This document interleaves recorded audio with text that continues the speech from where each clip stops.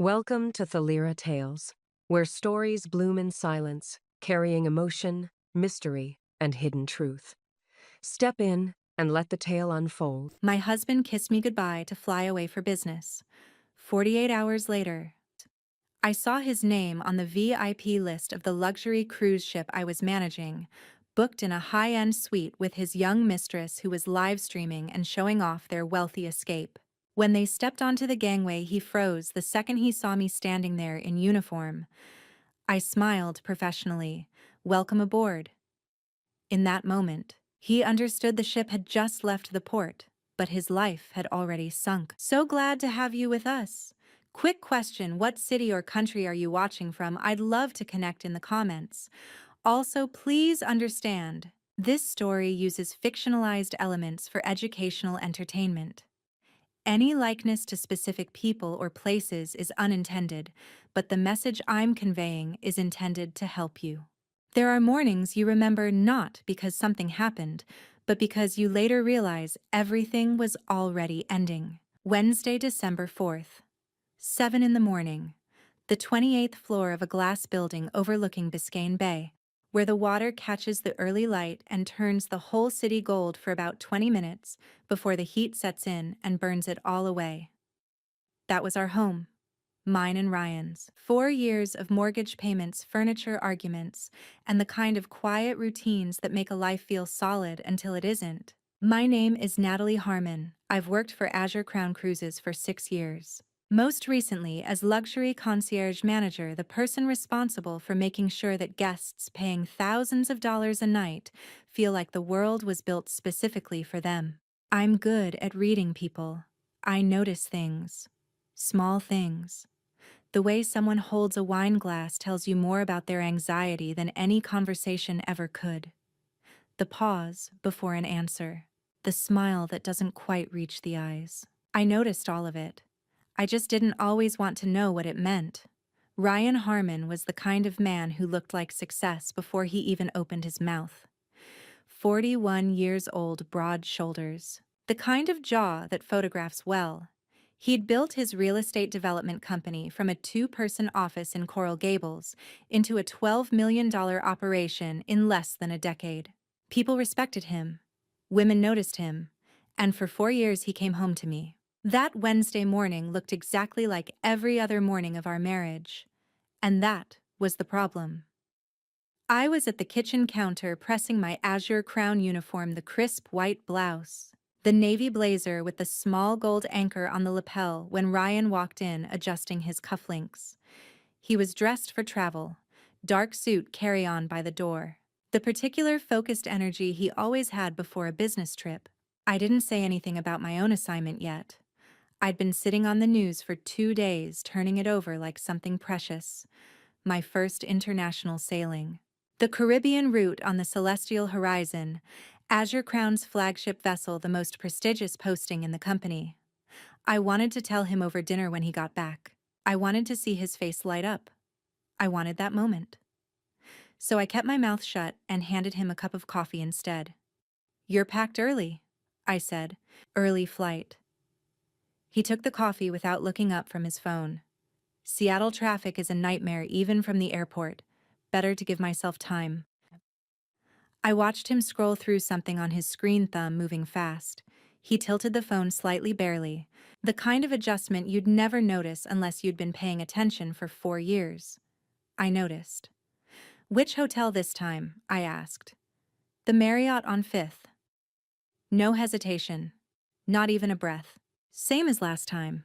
That was the thing about Ryan. He lied the way other people breathe, smoothly, automatically, without any visible effort. If I hadn't known him so well, I would have believed every word. I almost believed it anyway. "I'll be away too," I said. "New assignment." That got his attention. He looked up from his phone, and for a moment he was just my husband again. Curious, a little warm, the version of him I had fallen for at a rooftop bar in Wynwood 4.5 years ago. "Oh yeah, somewhere nice. I'll tell you when you get back." I smiled. "It's a surprise." Something moved across his face then. I've thought about it 100 times since. It wasn't guilt exactly, more like a flicker of something uncomfortable that he pushed back down before it could show. He crossed the kitchen, pressed his lips to my forehead. Warm, familiar. The kiss of a man who had done it 10,000 times and expected to do it 10,000 more. "Can't wait," he said. He picked up his carry-on, rolled it toward the door, and stepped into the elevator without looking back. The doors closed. The hum of the cable faded, and I stood in the kitchen with my uniform half-pressed and a cup of coffee going cold on the counter, staring at the space where he'd been. Can't wait. 4 years of marriage. That was the last thing he said to me in our home. I set the iron down and walked to the window. 28 floors below. Biscayne Bay was doing that thing it does in early December, glittering like someone had scattered a fistful of broken glass across the surface, beautiful in a way that almost hurts to look at. A cruise ship was moving slowly through the channel, heading south toward open water. White hull, clean lines. Gone before I could read the name. I pressed my palm flat against the glass. Something was wrong. It had been wrong for months, collecting in the corners of our life like dust you keep meaning to clean, but never do. The phone calls he took in the garage. The text messages that disappeared. The weekend trip to Charlotte in October that produced no client, no contract, no story that held together under even the lightest pressure. I had filed all of it away under the heading of things I wasn't ready to look at directly. But that morning, standing at the window while his elevator reached the lobby 28 floors below, I looked. And I knew. I didn't have proof yet. I didn't have a name or a face or a single concrete fact I could point to and say there. That's the thing that broke us. But I knew the way you know a storm is coming before the sky changes color. Something in the pressure of the air. Something in the quality of the silence he left behind. I finished pressing my uniform. I hung it carefully in the garment bag. I drank the cold coffee standing up because that's the kind of morning it was. What I didn't tell him was that my surprise wasn't just a new assignment. It was the beginning of the end. And he would find that out in a way that neither of us could have imagined. 2 hours after Ryan drove away, my phone rang. And for a few minutes, just a few, I let myself be completely, purely happy. Director Caldwell's assistant patched me through at 9:58, which told me something right away. Patricia Caldwell did not make personal calls before 10. She was 62 years old, ran Azure Crown's Miami operations with the precision of someone who had once managed a 4-star hotel through a Category 4 hurricane, and she did not waste time on pleasantries. When her name showed up on your caller ID before the hour, it meant something. Natalie. Her voice had that particular quality, warm but clipped like a compliment delivered on a deadline. I have your next assignment. She didn't build to it. That was Patricia Caldwell's way. Celestial Horizon, Caribbean Circuit, 7 nights departing Friday at 6 a.m. You're the luxury concierge manager for the full sailing. I sat down. I hadn't been planning to sit down, but my legs made the decision without consulting me. The Celestial Horizon was Azure Crown's flagship, 3,000 passengers, 14 decks, and the kind of reputation that took 20 years and a lot of very demanding wealthy people to build. The Caribbean Circuit was the crown jewel of the winter schedule. Premium guests, first class, everything. The kind of posting that junior staff mentioned in hushed voices and senior staff quietly competed for. I had been working toward this for 6 years. 6 years of domestic roots and missed birthdays and holidays spent at sea, while other people's families gathered around other people's tables. 6 years of learning the difference between a guest who wanted to be left alone and one who needed to be approached before they realized they were unhappy. 6 years of solving problems that guests didn't know they had yet. The medication left at the hotel, the anniversary dinner that needed a private table and a violinist by 8. The widow in suite 304 who ordered room service every night because she couldn't face the dining room alone. I did all of it without complaint. I did it because I was good at it, and because I believed that if you showed up fully and consistently enough, eventually someone would notice. Patricia Caldwell had noticed. "Don't be late," she said, and hung up. I sat in my car in the parking garage for 3 full minutes doing absolutely nothing. Then I called Camille. Camille Torres had been my closest friend since we were both 24 and working the same domestic route out of Port Everglades, splitting a studio apartment in Fort Lauderdale and surviving on Cuban food and whatever was left over from the ship's crew meals. She was now the head bartender aboard the Celestial Horizon, a fact that made the whole thing feel in that moment like the universe had arranged something specifically for us. She picked up on the second ring. Nat? Her voice came through the speaker like a small explosion. You got it. I got it. Oh my God. Oh my God. We are going to be on the same ship for 7 days. Do you understand what this means? This is going to be absolutely Camille. Right, sorry, professional excitement only. A beat. But seriously, Nat, this is huge. This is everything you worked for. I know. I was smiling so hard my face hurt. I haven't told Ryan yet. I want to surprise him when he gets back from Seattle. A pause. Brief but there. Right, Camille said. Her voice had shifted just slightly the way a room feels different when a cloud passes in front of the sun. When he gets back. Another pause. Hey, just take care of yourself out there, okay? Take care of myself, Camille. I'm going to the Caribbean. I know, I just mean... She stopped. Nothing. Forget it. I'm proud of you. What were you going to say? I said forget it. Her voice was bright again, but the kind of bright that's trying a little too hard. Go celebrate. Have a glass of wine. You earned it. I filed that pause away without examining it too closely. I was good at that. Back at the office, Patricia Caldwell's assistant had already sent over the preliminary materials for the sailing crew briefings, special requests, dietary restrictions, and the VIP passenger manifest. 43 pages. I made myself a fresh coffee and settled in at my desk. The guest list for the Premier Suites alone ran 4 pages. Old money, new money, tech money. The kind of retired executives who had run out of things to do with their time and had decided that luxury travel was a reasonable substitute for purpose. I knew how to read these profiles. I knew what the notes in the margin meant. Prefers morning service, no fresh flowers allergy, champagne on arrival, always veuve. I was on page 6 when the coffee was still warm. I turned to page 7, and my hand stopped moving. I read the line once, then again, then a third time, very slowly, the way you reread something when your brain is refusing to process what your eyes are clearly seeing. The name sat there in clean black type, perfectly ordinary, the same font as every other entry on every other page.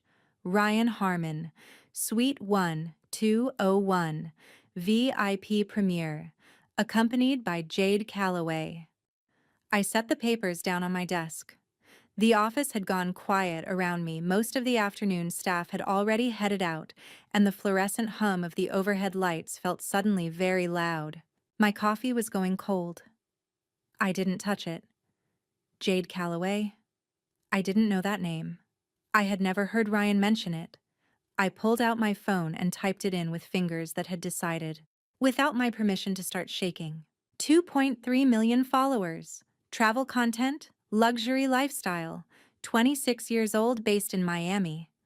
I scrolled, and then I found it a story she'd posted 3 weeks ago, and since deleted.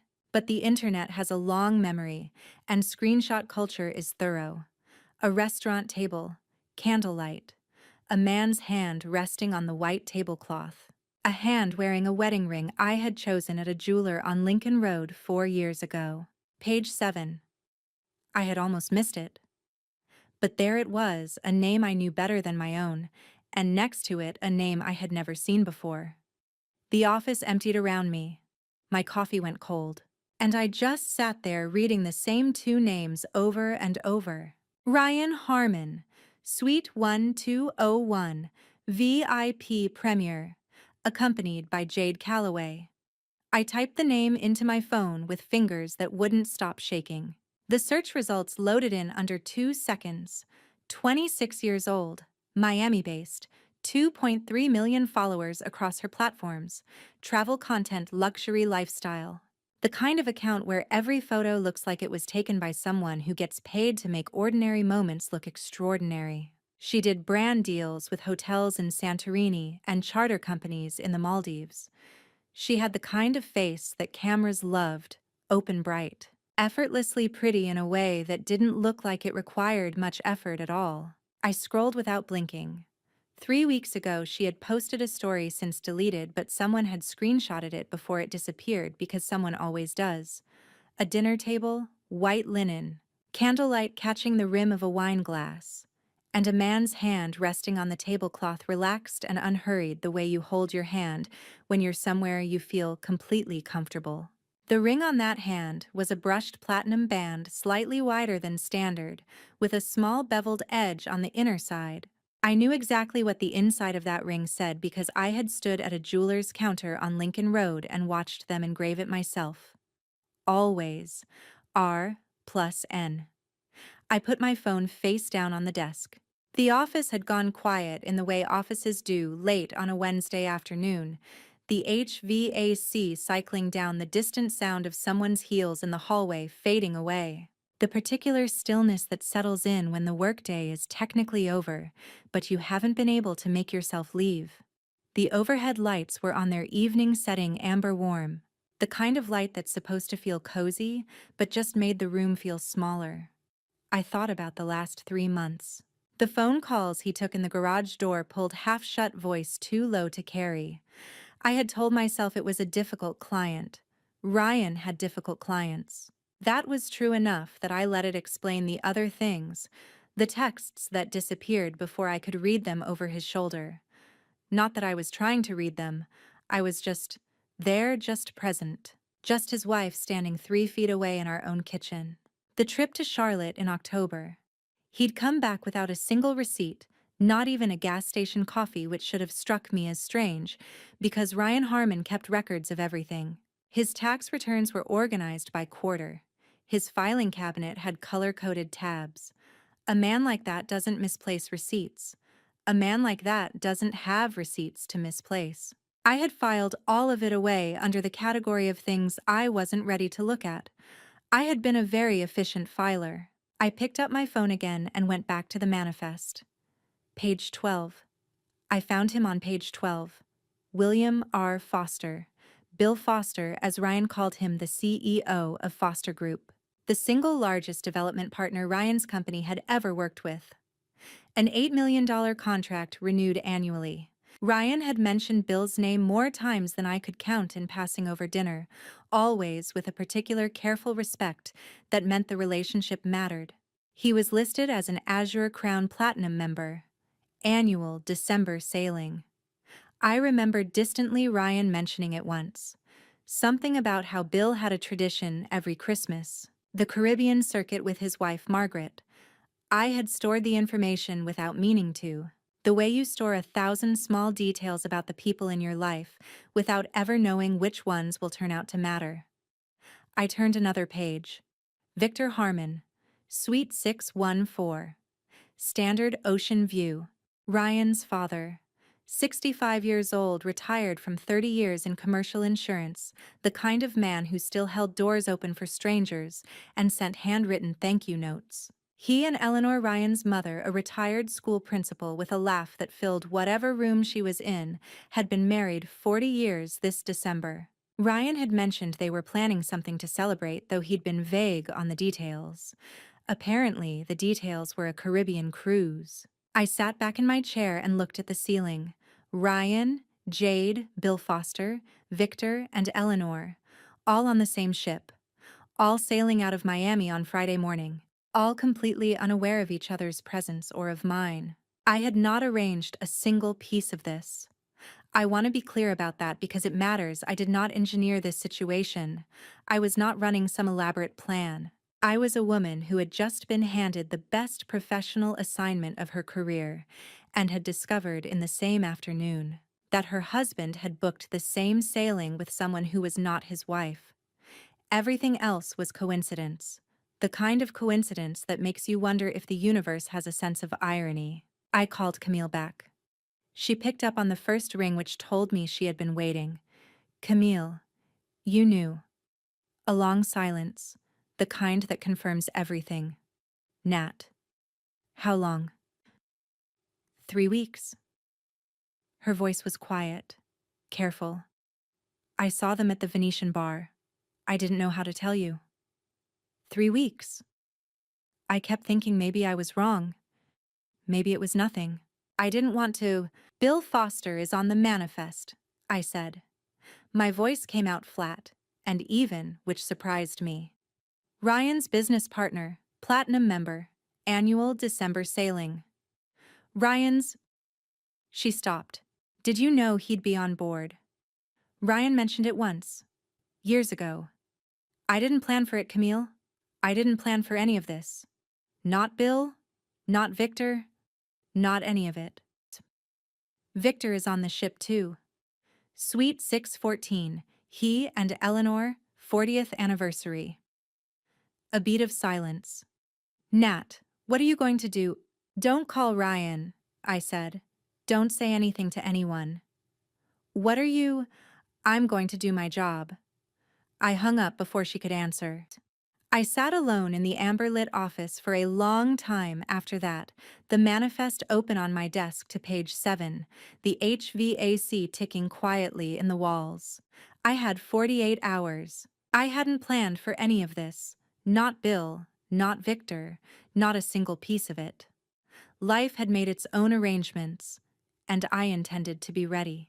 Most people fall apart when they find out. I understand that.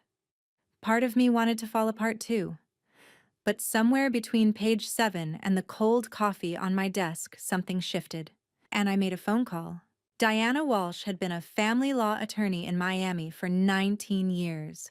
She had a reputation for being methodical, unsentimental, and ruthlessly effective, the kind of lawyer you hired when you wanted the job done cleanly without drama. Without the kind of prolonged courtroom theater that only serves to make everyone poorer and more exhausted. A colleague at Azure Crown had used her 3 years ago during a divorce that could have turned ugly. It didn't. I had kept her number in my contacts ever since. Filed under a category I told myself I would never need to open. I called her at 7:45 that Wednesday evening.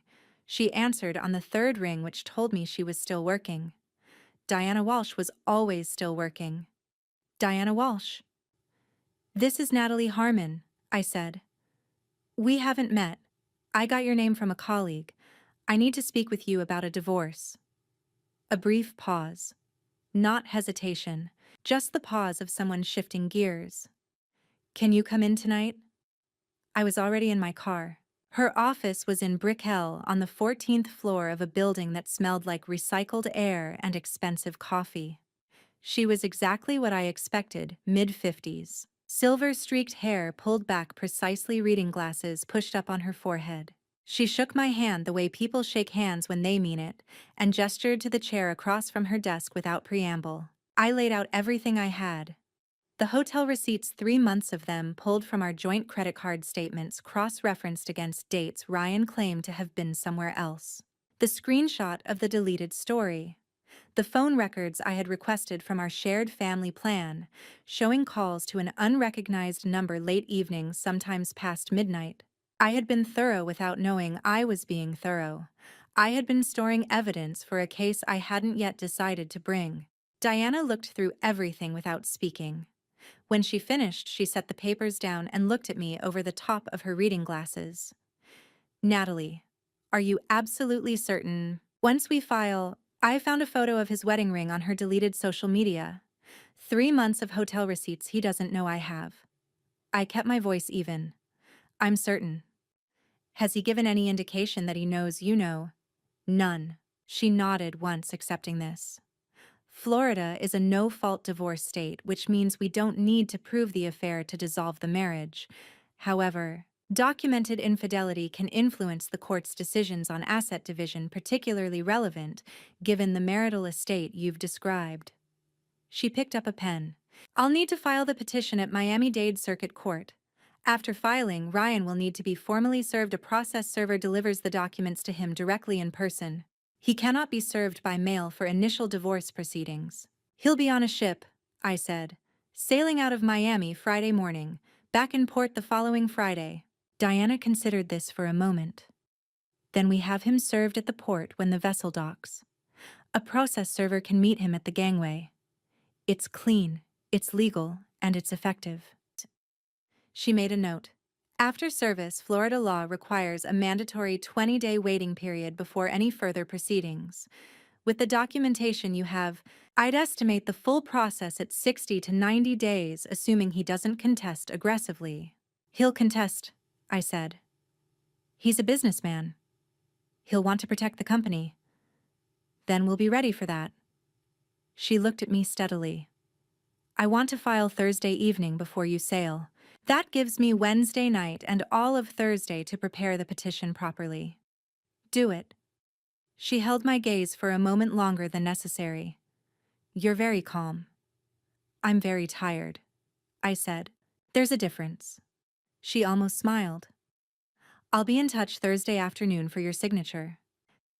I drove home through Brickell at 9:30, the city lit up and indifferent around me, and I did not cry in the car. I had been expecting to. I had tissues in the glove compartment specifically in case I needed them. I didn't. Thursday morning, I was back in the apartment by 8. Ryan wasn't there, of course.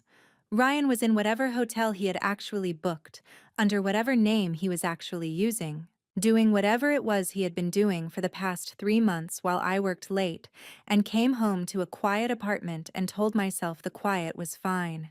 The quiet was just what marriage looked like after the first rush of it faded. I walked through the rooms slowly.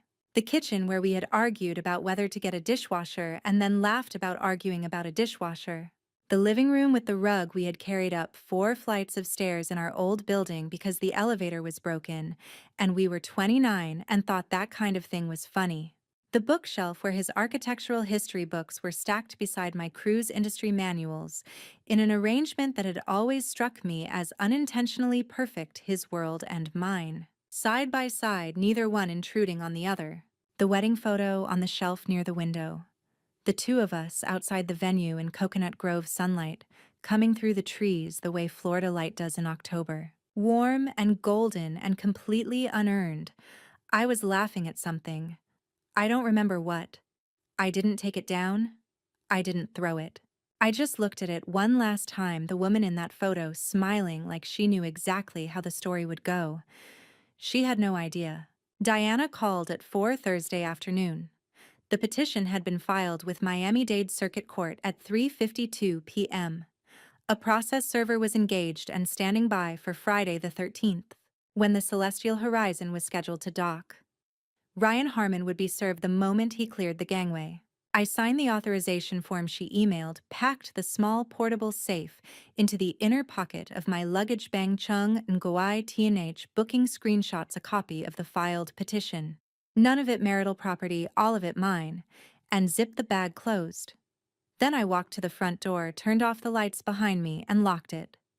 And for the first time in 4 years, I felt something I hadn't expected, not grief, not anger. Something that felt dangerously close to relief. Friday was coming, and so was everything that came with it. The Celestial Horizon was the most beautiful ship I had ever worked on. 3,000 passengers, 14 decks. And somewhere in the boarding line that morning, my husband was walking toward me. I just didn't know it yet. Port Miami at 5:30 in the morning has its own particular energy. The sky still dark at the edges, orange bleeding up from the east. The dock lights harsh and industrial against all that softness. Forklifts moving. Ground crews shouting across the concrete. The ship herself, white hull. 14 stories of glass and steel just sitting there like she owned the whole harbor, which honestly she kind of did. Camille found me at the gangway at 6:10, coffee in hand, all ready in her bar uniform. "You sleep at all?" she asked. "Enough." "Liar." She handed me the coffee. "You look good, though. Annoyingly good." "Camille." I know. Professional." She straightened. "He's on the manifest. Suite 1201. Boarded. Yet. Not yet. She looked at me for a long second. You sure about this? I'm sure I'm not leaving my own ship. I handed her back the coffee. Go set up your bar. She went. I turned back to the gangway. By 7:30, boarding was in full swing. The line stretched back through the terminal families with overpacked luggage, retired couples moving at their own pace, business travelers who had learned to pack light and move fast. I greeted each one by name when I had it by suite number when I didn't. Smile steady. Voice warm, hand still. That was when I saw him. He was maybe 40 feet back in the line, and I spotted him before he spotted me, the particular set of his shoulders. The way he always stood slightly forward on his left foot, like he was already preparing to move somewhere. Dark suit, carry-on bag, looking like every other successful man on his way somewhere expensive. Except next to him was a woman I recognized from 2 million social media posts and one deleted story. Jade Calloway was 26 years old, dark-haired, with the easy confidence of someone who had never walked into a room and wondered if she belonged there. She had a phone in her hand, screen facing out, and she was talking into it with the particular animated energy of someone performing for an audience. Oh my God, you guys, look at this ship. We are literally living right now. The line moved. 20 feet. 15. 10. Ryan looked up. Our eyes met. I have thought about that moment many times since. What I felt. What showed on my face. The answer to both questions is very little and nothing. I had 48 hours to prepare for this exact second, and I had used every one of them. Welcome aboard, Mr. and Mrs. Harmon. My voice came out warm and professional, the same tone I used for every guest. We're so glad to have you with us. The champagne glass on the welcome tray trembled slightly. Ryan's hand had tightened around the stem. Jade was still talking to her camera. Isn't she just gorgeous, you guys? The staff here is Jade. Ryan's voice was low, controlled, but barely. Stop the live stream. What? Why? Stop it. Now. She looked at him, then at me, then back at him. Something shifted in her expression, the performance dropping away, replaced by something sharper. Who is she? Jade said quietly. Ryan said nothing. I smiled at the next passenger in line. Welcome aboard. Your suite is on deck 9. I hope you enjoy the sailing. Behind them, a few steps back, I heard a voice I recognized immediately. Victor Harmon was 65 years old, broad-shouldered with the careful dignity of a man who had spent his whole life doing things the right way. He had been Ryan's father for 41 years, and my father-in-law for 4. He had danced with me at our wedding to a Frank Sinatra song I had picked because I knew he would love it. He was standing next to Eleanor, his wife of 40 years. A small, sharp-eyed woman with silver hair and the kind of posture that only comes from decades of standing in front of classrooms, and he was looking at his son with an expression I had never seen on his face before. Eleanor. His voice was barely above a whisper. Is that Ryan? Eleanor looked, took in Ryan, took in Jade, took in me. Victor, she said quietly. That is not Natalie beside him. No. His jaw tightened. It is not. I kept moving. Next passenger, smile, welcome, suite number, next. Ryan had not moved from his spot. I could feel him watching me the way you feel, heat. Not seeing it, just knowing it's there. Natalie. His voice low enough that only I could hear. I turned. Looked at him directly. Professionally. The way I would look at any passenger who needed something. Is there something I can help you with, Mr. Harmon? His mouth opened. Closed. Your suite is on deck 12, I said. The butler will be up at 9 to go over your preferences. Enjoy your sailing. I turned back to the line. Jade grabbed his arm. Ryan. What is going on? Who is? Not here, he said. Then where? Because she just called you Mr. Harmon and you look like you've seen a Jade. Not here. They moved past me and onto the ship. I watched them go without watching them go, that particular skill you develop when you spend 6 years making people feel seen without making them feel observed. Behind them, Victor stepped up to the gangway. He looked at me. I looked at him. Neither of us said anything. There was nothing to say yet. "Welcome aboard, Victor," I said. "Your ocean view suite is on deck 6. I made sure you have the morning light side like you prefer." His eyes were wet. He nodded once, sharp, deliberate, and moved past me. Eleanor touched my arm as she passed. Just briefly. Just for a second. I smiled at the next passenger in line. My hands were steady. My voice didn't waver. But somewhere behind me, I heard Ryan's sharp intake of breath as he fully understood what the next 7 days were going to look like. And I knew. The 7 days had officially begun. Of all the things I had steeled myself for that morning, Victor Harmon walking toward me on the aft deck was not one of them. I had slipped out here after the last guest was settled. The gangway was clear. The embarkation band had packed up. The Miami skyline was pulling away behind us, going soft at the edges the way things do when you're leaving them for good. I wasn't performing a routine check. I just needed 60 seconds of air that didn't belong to anyone else. I heard footsteps, slow, heavy. The footsteps of a man who had something to say and hadn't decided yet whether he should say it. I turned. Victor Harmon looked older than the last time I had seen him. Not old, just worn down, like a man who had been handed something he hadn't asked for and was still figuring out where to put it. He stopped a few feet away, hands loose at his sides. "Natalie," he said. "Victor." I kept my voice even. "I didn't know you were on this sailing." Eleanor's anniversary gift. His voice was rough at the edges. 40 years. He paused. "I saw it, Natalie, at the gangway. I saw all of it." "I know," I said. That was all. No explanation, no softening of it. Just, "I know." He looked out at the water for a moment. "How long have you known?" "Long enough," I said. "Long enough to be ready." He nodded slowly, like that answered something he hadn't fully formed into a question yet. Then he turned back to me, and his eyes were red at the rims.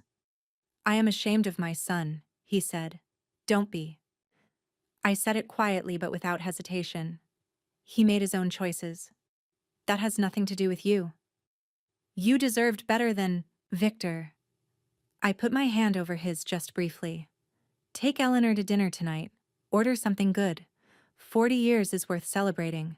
Don't let this take that from her." He looked at me for a long moment, the kind of look that has whole sentences behind it that the person can't quite get out. "What are you going to do?" he asked finally. "What I've always done," I said. "My job." He nodded once short, stiff-pressed his lips together and turned. I watched him walk back toward the interior doors, his shoulders carrying something that didn't belong to him and that he couldn't put down. When the door closed, I was alone. I walked to the stern rail, behind the ship. The wake spread wide and white, 2 long lines pulling apart from each other like everything you leave behind when you move forward. I let myself cry, not loudly, not the kind that shakes you. The kind that comes when you've been holding something carefully for a very long time and you finally set it down in a place where no one is watching. I counted the minutes on my crew watch. 7. I did not cry for Ryan. That grief was already somewhere. I couldn't feel it anymore. Packed away the night, page 7 turned cold and clear instead of devastating. I had stopped grieving Ryan before I ever stepped onto this ship. I cried for something else entirely. For the woman who had spent 4 years building a home for a man who had already decided to leave it. For every anniversary dinner I had planned with care. For every night I had stayed up waiting and told myself he was just tired, just busy, just stressed. He loves me, he loves me, he loves me. For every morning I had handed him coffee and believed the life we had was real. She had believed all of it. She had built all of it. and she had deserved better than to find out the truth on page 7 of a passenger manifest. I cried for her. 7 minutes. Then I stopped. I pressed the backs of my fingers to my cheekbones, checked the mirror from my jacket pocket. The redness would fade in a few minutes. Nothing showed in the way that mattered. I straightened my jacket, picked up my clipboard. No one had seen. That was the point. That was the only time, the only crack in the surface I would allow myself on this entire voyage. 7 minutes on the aft deck of the celestial horizon, with nothing but open water and the wake of everything I was leaving behind. After that, the mask went back on. And it stayed on. I pushed open the interior door and stepped back into the cool, conditioned air of the ship. Corridor lights, soft music from the atrium 2 decks below. The quiet hum of 3,000 people settling into 7 days of luxury. I had 5 more days on this ship. 5 more days of smiling at the man who had broken 4 years of trust, and at the woman he had brought to replace me, who still had no idea what kind of storm was already in motion around her.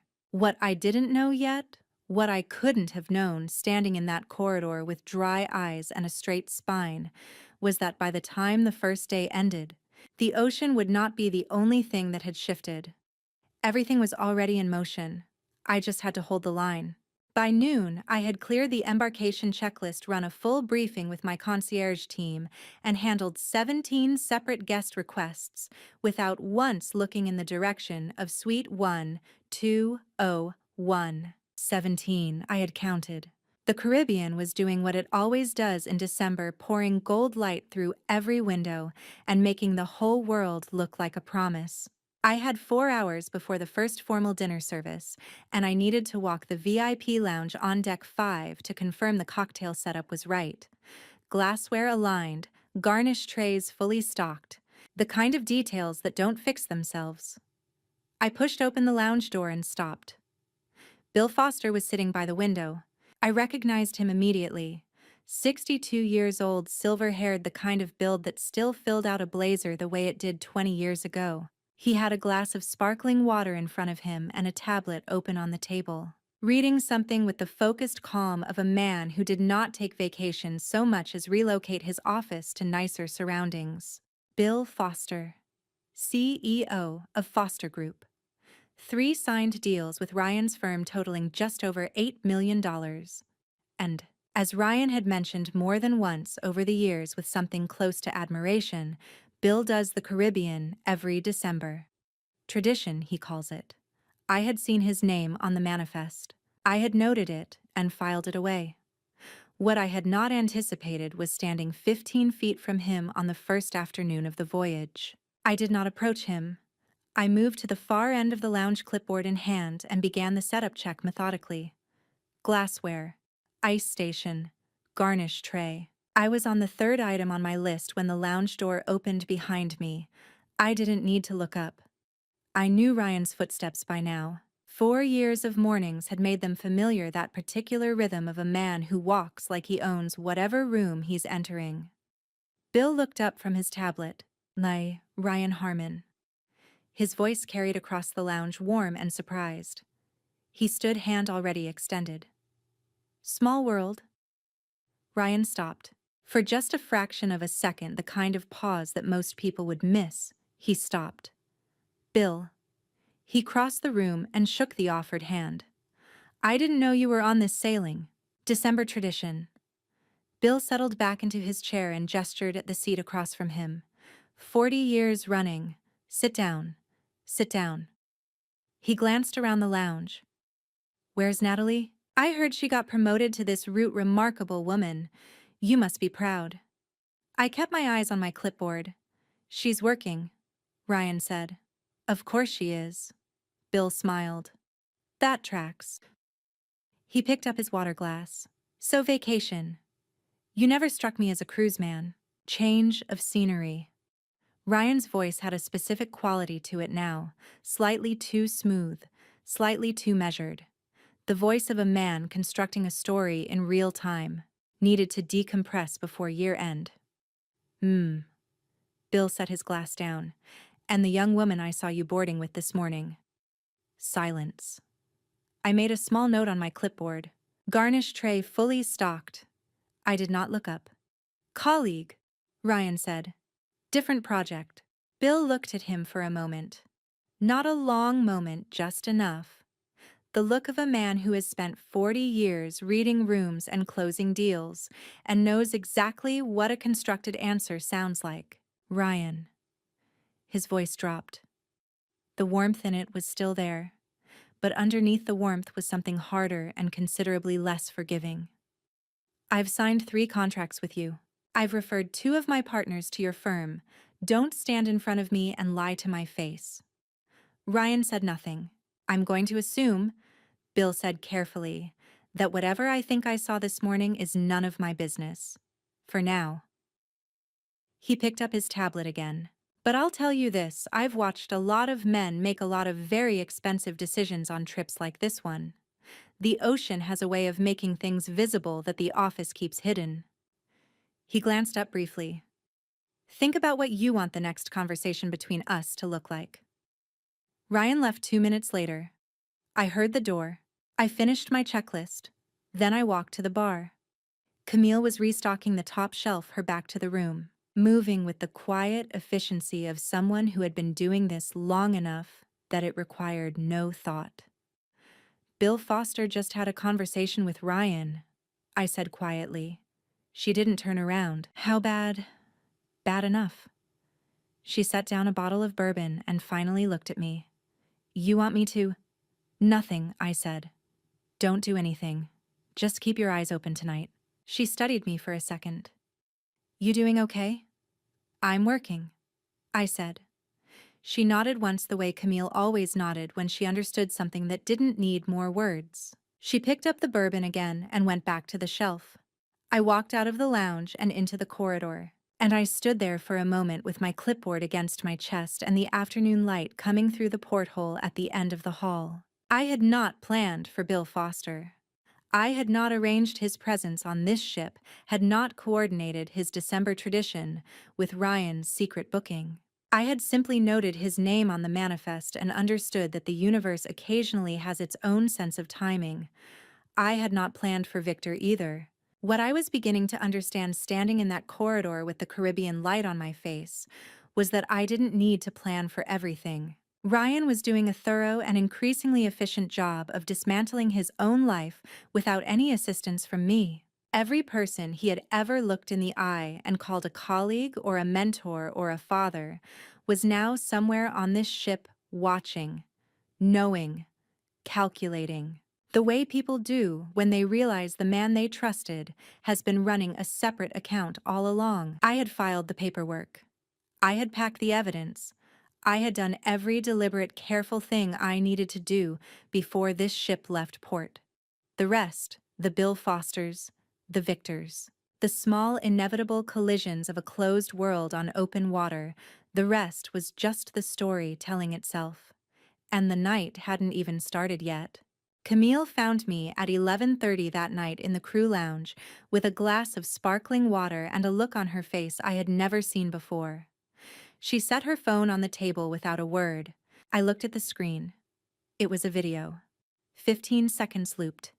The gangway that morning, Jade's camera swinging wide as she live-streamed the boarding, catching the grand staircase. The marble floors, the gold trim on the atrium railings. And then mid-pan catching me. White uniform, clipboard. The exact moment Ryan's eyes found mine. The camera had held on that for 3 full seconds before Jade realized and moved it away. 3 seconds of me looking at my husband and his girlfriend with a smile so composed it could have been carved from something harder than bone. 15 million views. Still climbing. When did this go up? I asked. This morning. Right after boarding. Camille sat down across from me. It's been running all day. I set the phone face down on the table. What are people saying? They're calling you a queen. She said it flatly like a fact she was still processing herself. The hashtag silence. Her answer. Trending in 12 countries. I looked at the ceiling. 15 million people. I said, watched me smile at my husband and his girlfriend. 15 million people watched you handle it with more grace than anyone had the right to ask for. Camille's voice was precise. There's a difference. I picked the phone back up. I read the comments for 2 minutes. Not because I wanted to. Because I needed to know what I was dealing with. She already knew. Look at her eyes. She already knew. That smile is the most terrifying thing I've ever seen. This woman is built different. Full stop. Silence is her answer, and it said everything. I put the phone down again. She didn't know, I said. Camille blinked. What? Jade. I kept my voice level. She didn't know he was married. Look at the comments. Look at her face in the video when she finally realizes what she filmed. I paused. She had no idea. Camille was quiet for a moment. You're defending her. I'm not defending her. I'm reading the situation. I folded my hands on the table. He lied to both of us, Camille. The only difference between us is that I have a ring to prove it. The crew lounge hummed around us, the distant vibration of the engines, the soft creak of the ship adjusting on open water. Outside the porthole, the Caribbean was ink black and unreadable. What do you think she's going to do? Camille asked. When she figures it out completely. I don't know. I thought about it. A 26-year-old woman in suite 1201 reading 2 million comments that were slowly and systematically showing her exactly who she had boarded this ship with. The arithmetic of that realization, the way it would land piece by piece, rather than all at once, which was somehow worse. Whatever she does, it won't be quiet. Camille wrapped both hands around her glass. Does that complicate things for you? Everything is already filed, I said. Nothing she does changes the paperwork. That's not what I asked. I looked at her. Camille had a specific talent honed over years of listening to strangers confess things at a bar for asking the question underneath the question. No, I said finally. It doesn't complicate things for me. I'm not angry at her. I glanced at the phone still face down on the table. I feel sorry for her. She boarded a luxury cruise with a man she probably thought cared about her. She filmed a 30-second clip, because that's what she does. It's her job. It's her whole life, and in 30 seconds she handed 15 million strangers the evidence that her entire situation was built on a lie. I paused. That's not nothing. You're a more generous person than I am, Camille said. I'm a practical one. I stood, picked up my water glass.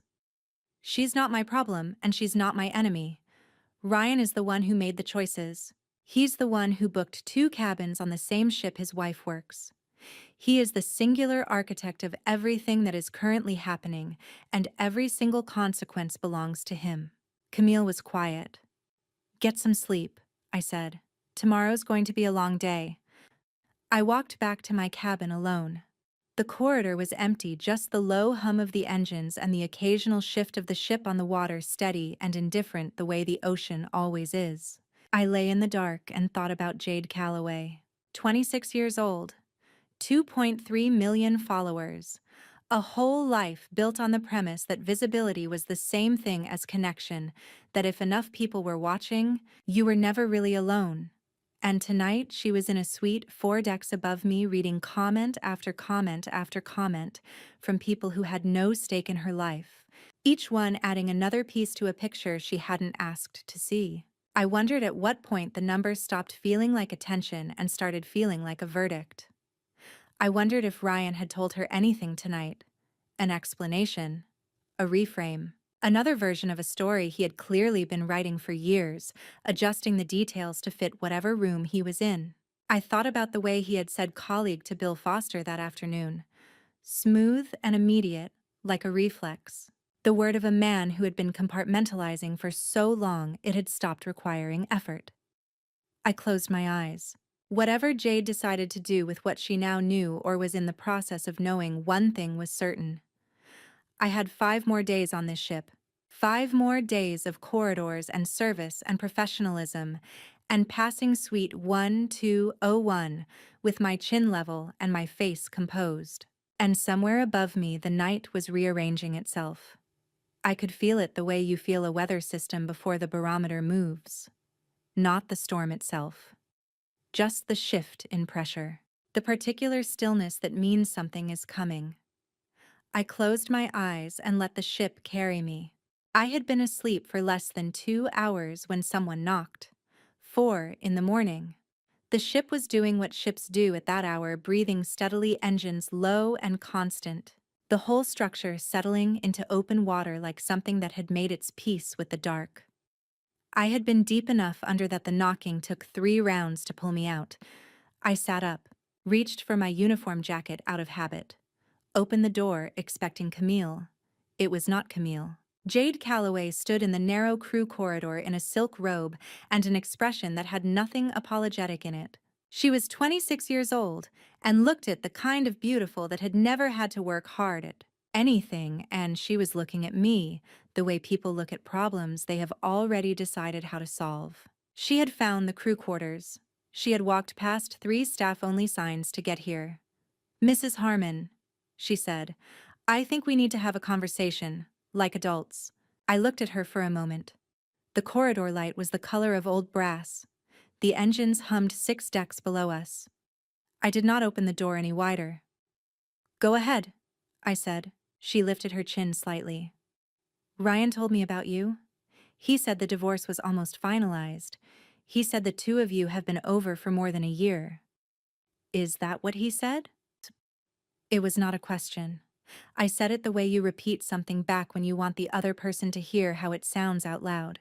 "I'm not here to fight," Jade said. "I'm asking you woman to stop making this harder than it has to be. Request a transfer. Take a leave. Let things settle down." She paused. "You have to know this isn't going anywhere good for you." I looked at her. Really looked the way I look at a manifest when I'm checking for discrepancies. The silk robe. The careful way she had arranged her expression into something that was meant to read as reasonable. The fact that she had walked through a restricted area of a cruise ship at 4 in the morning and was now standing in a crew corridor telling me to vacate my own life. "You flew here," I said, "boarded this ship, walked through a staff-only corridor at 4 in the morning to tell me to leave my job. I'm asking you to be reasonable, Jade." I kept my voice exactly level. The kind of level that takes years to develop. Not cold because I was suppressing something cold, because there was nothing left to suppress. "I have worked for this company for 6 years. I earned this position. I will complete this contract." I paused for exactly 1 second. "Is there anything I can help you with as a guest of the concierge service?" Something shifted in her face. The reasonable arrangement fell away, and what was underneath it was sharper. "You're really going to play it like that?" "I'm being professional. That's more than I can say, for he chose me." She said it like a door closing, flat and final. "You need to accept that." I looked at her for a long moment. The thing about a statement like "he chose me" delivered at 4 in the morning in a crew corridor to a woman who had already filed the paperwork is that it requires you to believe you are in a competition. It requires you to believe that the relevant question is who won. I had stopped asking that question 3 weeks ago in a lawyer's office on Brickell Avenue, when Diana Walsh had slid a pen across a mahogany desk, and I had signed my name with a hand that didn't shake. "Good night, Jade," I said. I closed the door, quietly. The latch caught without a sound the way well-made things do when they close. For a moment I heard nothing. Then from the other side, "You're going to regret this." Her footsteps moved away down the corridor, unhurried. The walk of someone who believed they had made their point. I stood with my back against the door and listened until the sound disappeared. She had not asked if I was okay. She had not flinched, had not hesitated, had not offered a single word that suggested she understood she was standing in the wreckage of someone else's life. She had come to my door at 4 in the morning in a silk robe with Ryan's version of events already memorized and deployed, and she had told me to move. And in that moment I understood exactly what kind of woman she was. Not a villain, not stupid, not even cruel necessarily. Just someone who had been handed a story and chosen to believe it completely, because believing it completely was easier than asking the questions that would unravel it. The divorce is almost finalized. They've been over for more than a year. She's making things difficult. He had given her a script. She had learned it. She had walked down here at 4 in the morning and delivered it with the confidence of someone who had never had to question the source material. I thought about that for a moment. The architecture of it. The specific precision required to look a person in the eye and hand them a version of reality so clean and self-contained that they never thought to check the edges. Ryan was good at that. I knew that better than anyone. The difference was that I had checked the edges. 3 weeks ago, I had pulled on one loose thread, a deleted photo, a timestamp that didn't match a business trip itinerary, and the whole thing had come apart in my hands. Quietly, completely. The way things do when they were never built to hold weight in the first place. Jade hadn't pulled any threads yet. I went back to my bunk. Lay down. Looked at the ceiling of my cabin, low institutional, the overhead lighting off just the faint glow from the porthole. She walked away down that corridor like she'd won something. She didn't know what was waiting for her. None of them did. Not Ryan. Not Jade. Not anyone in Suite 1201 who thought this week was going to look like a vacation. The ship moved steadily under me. 4 in the morning. 6 more hours until my shift. I closed my eyes. I was in the middle of a team briefing in the Deck 4 conference room when my phone buzzed in my pocket. Then it buzzed again. And a third time.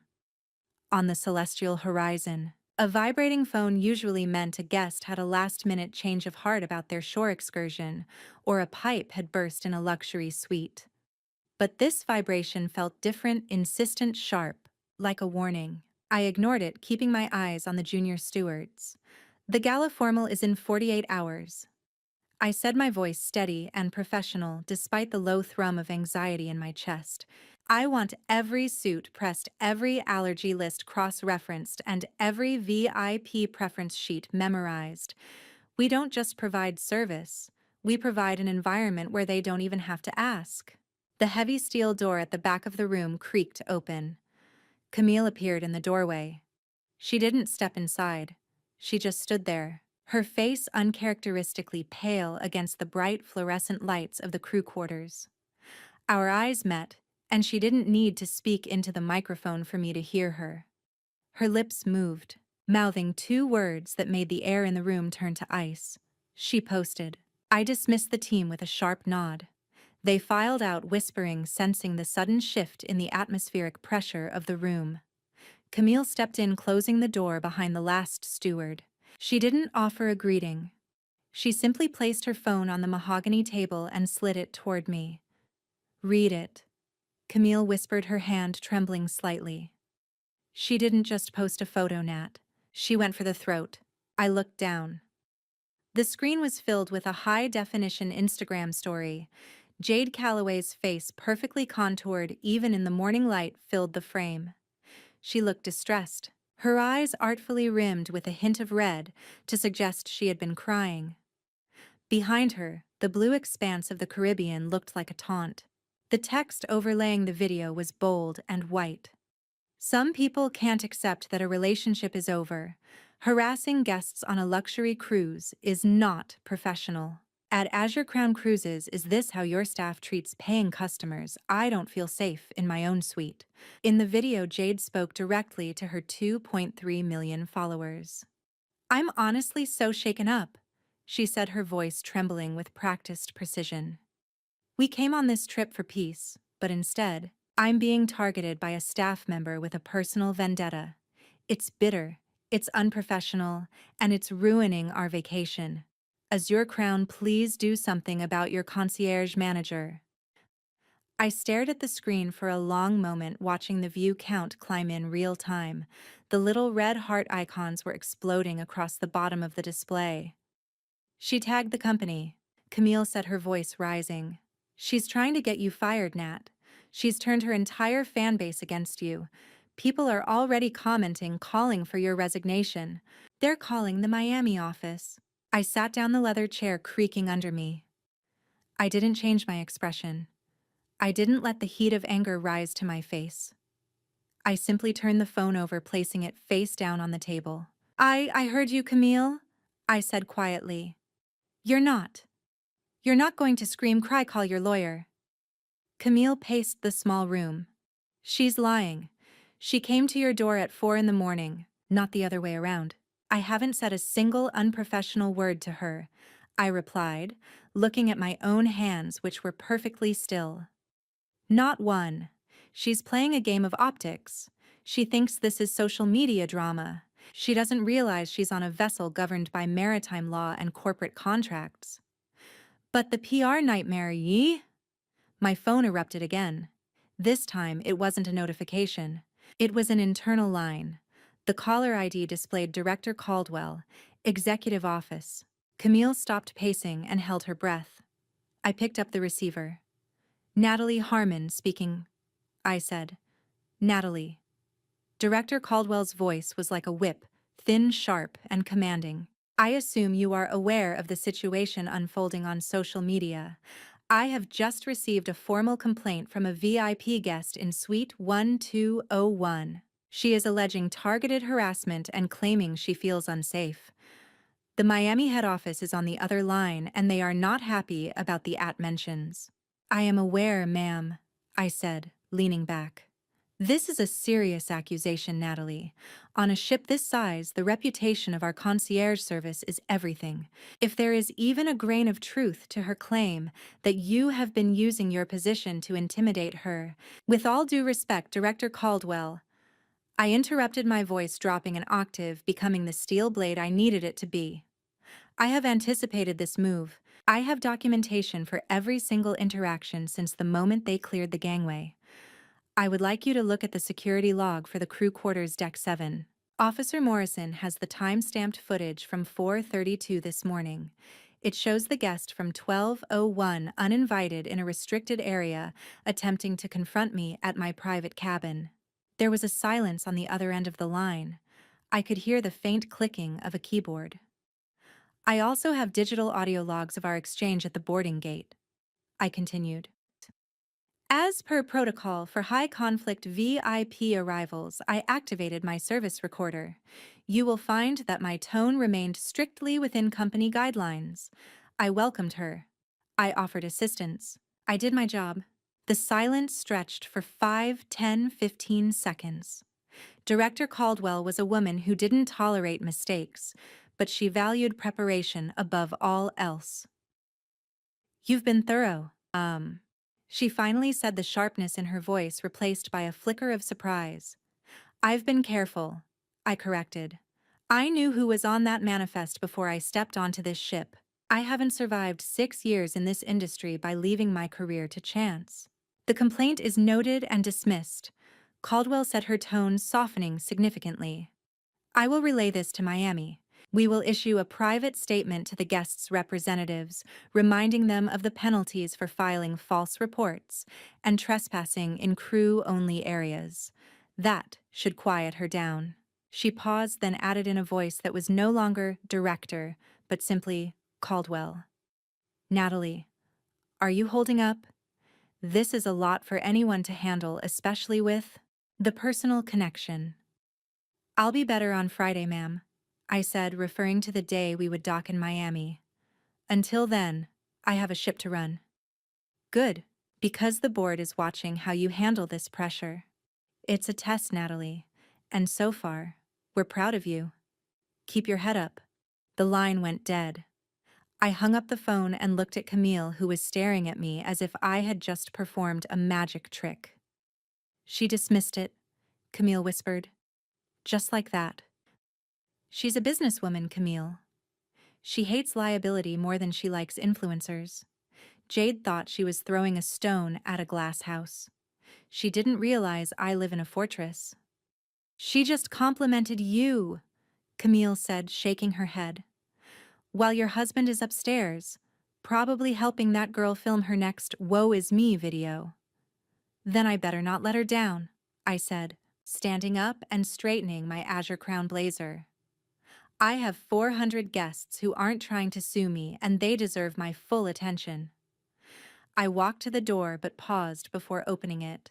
I looked at Camille's phone, which was still buzzing with new comments on Jade's post. I realized then that Jade wasn't just a mistress anymore. She wasn't just a mistake Ryan had made. She was an active combatant. She was willing to burn my life to the ground to secure her own. And Ryan, he was the one who had given her the matches. I stepped out into the hallway, the conditioned air of the ship hitting my skin. I put my own phone in my pocket and looked out through a porthole at the endless deep blue of the Caribbean. Jade had made her first move. She had tried to take my livelihood. Ryan was watching from the sidelines, probably hoping I'd just disappear so he wouldn't have to deal with the guilt. But they both underestimated the ocean. And they certainly underestimated me. The situation was building toward a storm that none of us could fully control. I just didn't know yet how far Ryan was willing to push it, or if he even realized that once the waves start crashing, no one gets to stay dry. On the third day at sea, Ryan Harmon walked into my office and asked me to help fix the mess he had made. I remember thinking even now, years later, that he still didn't understand what he'd done. He didn't see the shattered glass of our marriage. He only saw the dust on his expensive Italian shoes. The afternoon sun was pouring into the concierge manager's office, reflecting off the crystal blue Caribbean waters outside the window. It was a beautiful day for everyone on the celestial horizon, except for the man currently leaning against my doorframe. Ryan looked haggard. The sharp, polished developer who handled $12 million deals was gone, replaced by a man who hadn't shaved in 2 days and whose eyes were bloodshot from either lack of sleep or too much expensive scotch. He stepped inside and closed the door behind him with a heavy thud. The click of the lock felt like a challenge. "Natalie, we need to talk." "Now," he said.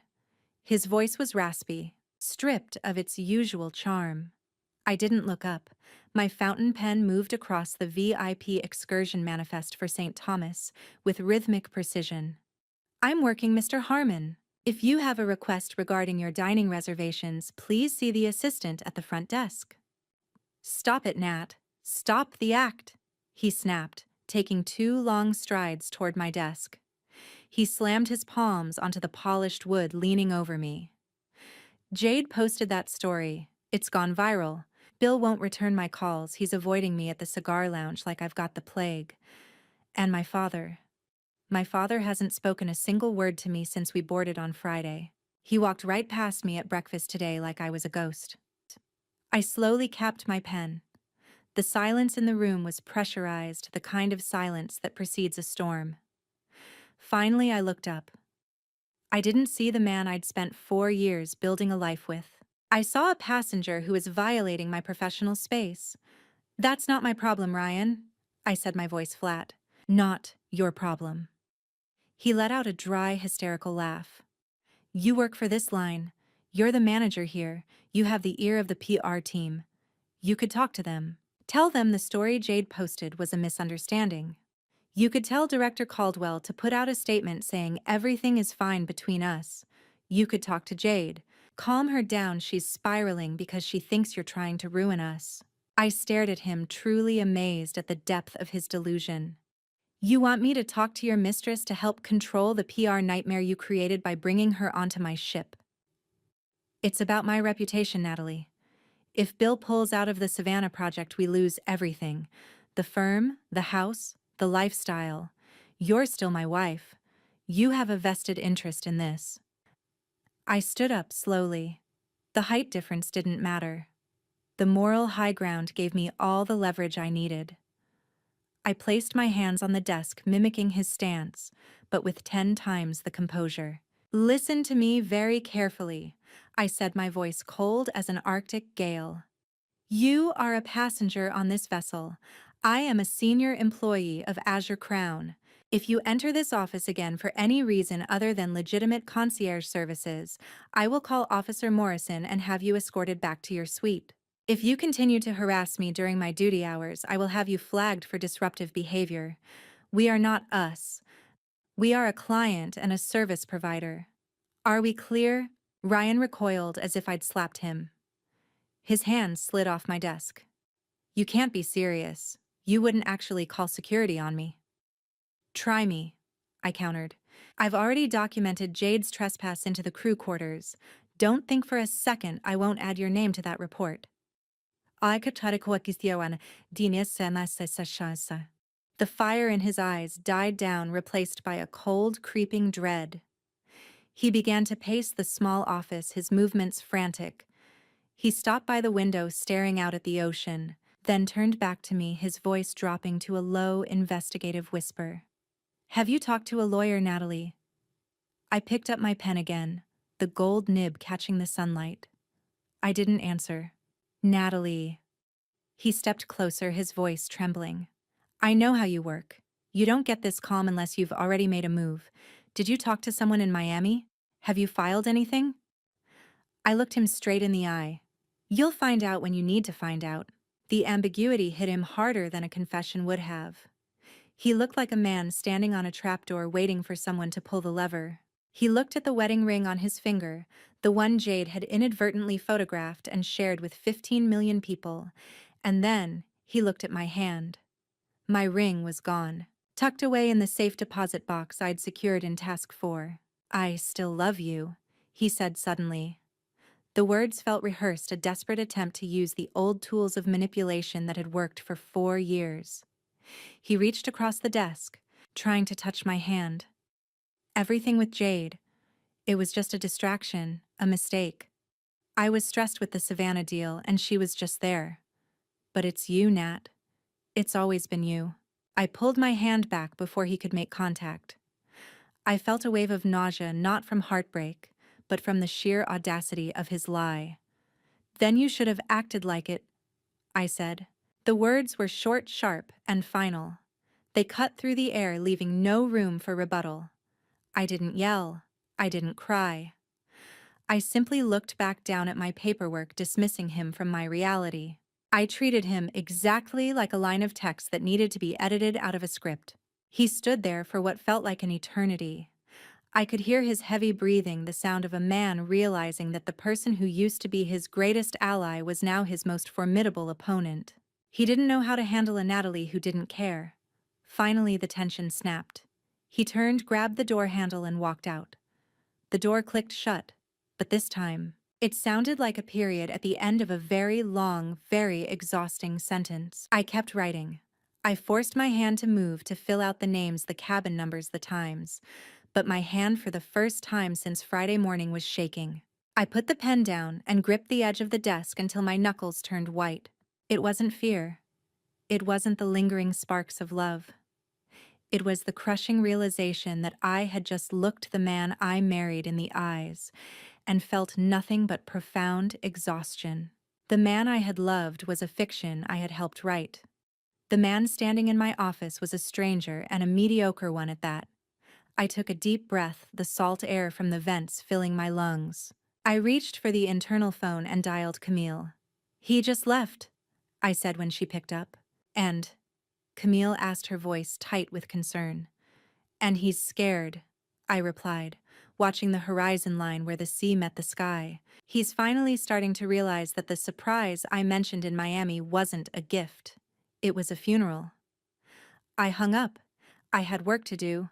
There were 400 guests who needed me, and only one who was beginning to realize he had lost everything before the ship even hit the halfway point of the voyage. He left, and I knew from the frantic, hunted look on his face that the unanswered question about the lawyer would drive him crazy. Every time a steward knocked on his door, every time a phone rang in his suite, he would wonder if it was the papers. He would spend the rest of this luxury cruise in a prison of his own making. Good. Let him. An hour after Ryan Harmon stormed out of my office, leaving the air heavy with his desperation and half-shaved bitterness, there was another knock on my door. This one was different, hesitant, light, and rhythmic. I didn't reach for my manager voice this time. I felt a strange intuition that the person on the other side wasn't there to demand a better wine selection or complain about a noisy neighbor. "Come in," I said, folding the document I had been reviewing. The door opened to reveal Marcus, a 24-year-old room attendant I had personally trained 3 years ago. Usually, Marcus was the soul of the Deck 9 crew, always quick with a joke or a tip about the best spots to grab coffee in Nassau. But tonight he looked deeply uncomfortable. His shoulders were hunched, and his hands were shoved deep into his uniform pockets. He didn't speak at first. He just stepped inside, checked the corridor behind him, and closed the door with a soft click. "Mrs. Harmon," he began, his voice barely a whisper. "I'm sorry to bother you after hours. I know you've had a difficult few days. Everyone on the ship knows." "It's all right, Marcus. What's on your mind?" Without a word, Marcus pulled his hands from his pockets and placed a thick fan of bills on my desk. They were crisp $100 bills, 5 of them. The orange glow of my desk lamp caught the security strips, making the money look like an ugly stain on the polished wood. "A guest in suite 1201 approached me in the service hallway 20 minutes ago," Marcus said, looking at the floor. "The man from the real estate firm, Mr. Harmon." I didn't blink. I didn't even move my hands toward the money. "I see. And what did Mr. Harmon want for $500, Marcus?" "He tried to play it off as a peace offering," Marcus said, a scoff escaping his lips. "He handed me an envelope. It had a gold pendant inside and asked if I could sneak it into your cabin. But then he started asking questions. He wanted to know exactly when you finish your shifts. He wanted to know if you were seeing anyone privately on the ship. He asked me to find out your off-duty schedule for the rest of the week. Privately. That was the word he used. He said he just wanted to find the right moment to apologize without the crowd watching." I looked at the money, then up at Marcus. The young man looked indignant, his jaw set in a hard line.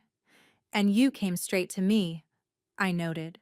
"My mom always said if someone offers you money to hurt someone else or to betray their trust, that's not an opportunity, Marcus. That's a test." He looked me in the eye for the first time.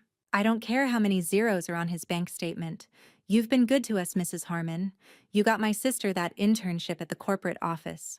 I'm not helping him hunt you." For the first time since boarding the Celestial Horizon, I felt a genuine warm smile spread across my face. It wasn't the practiced smile of a concierge manager. It was the smile of a woman who realized she wasn't as alone as she had felt. "Your mom sounds like a very smart woman, Marcus, and she raised an even smarter son." "What do you want me to do?" Marcus asked, leaning forward. "I can give the money back. I can report him to security for attempting to bribe crew members. I'll do whatever you say." I leaned back in my chair, my mind spinning with the strategic possibilities. Ryan was panicking.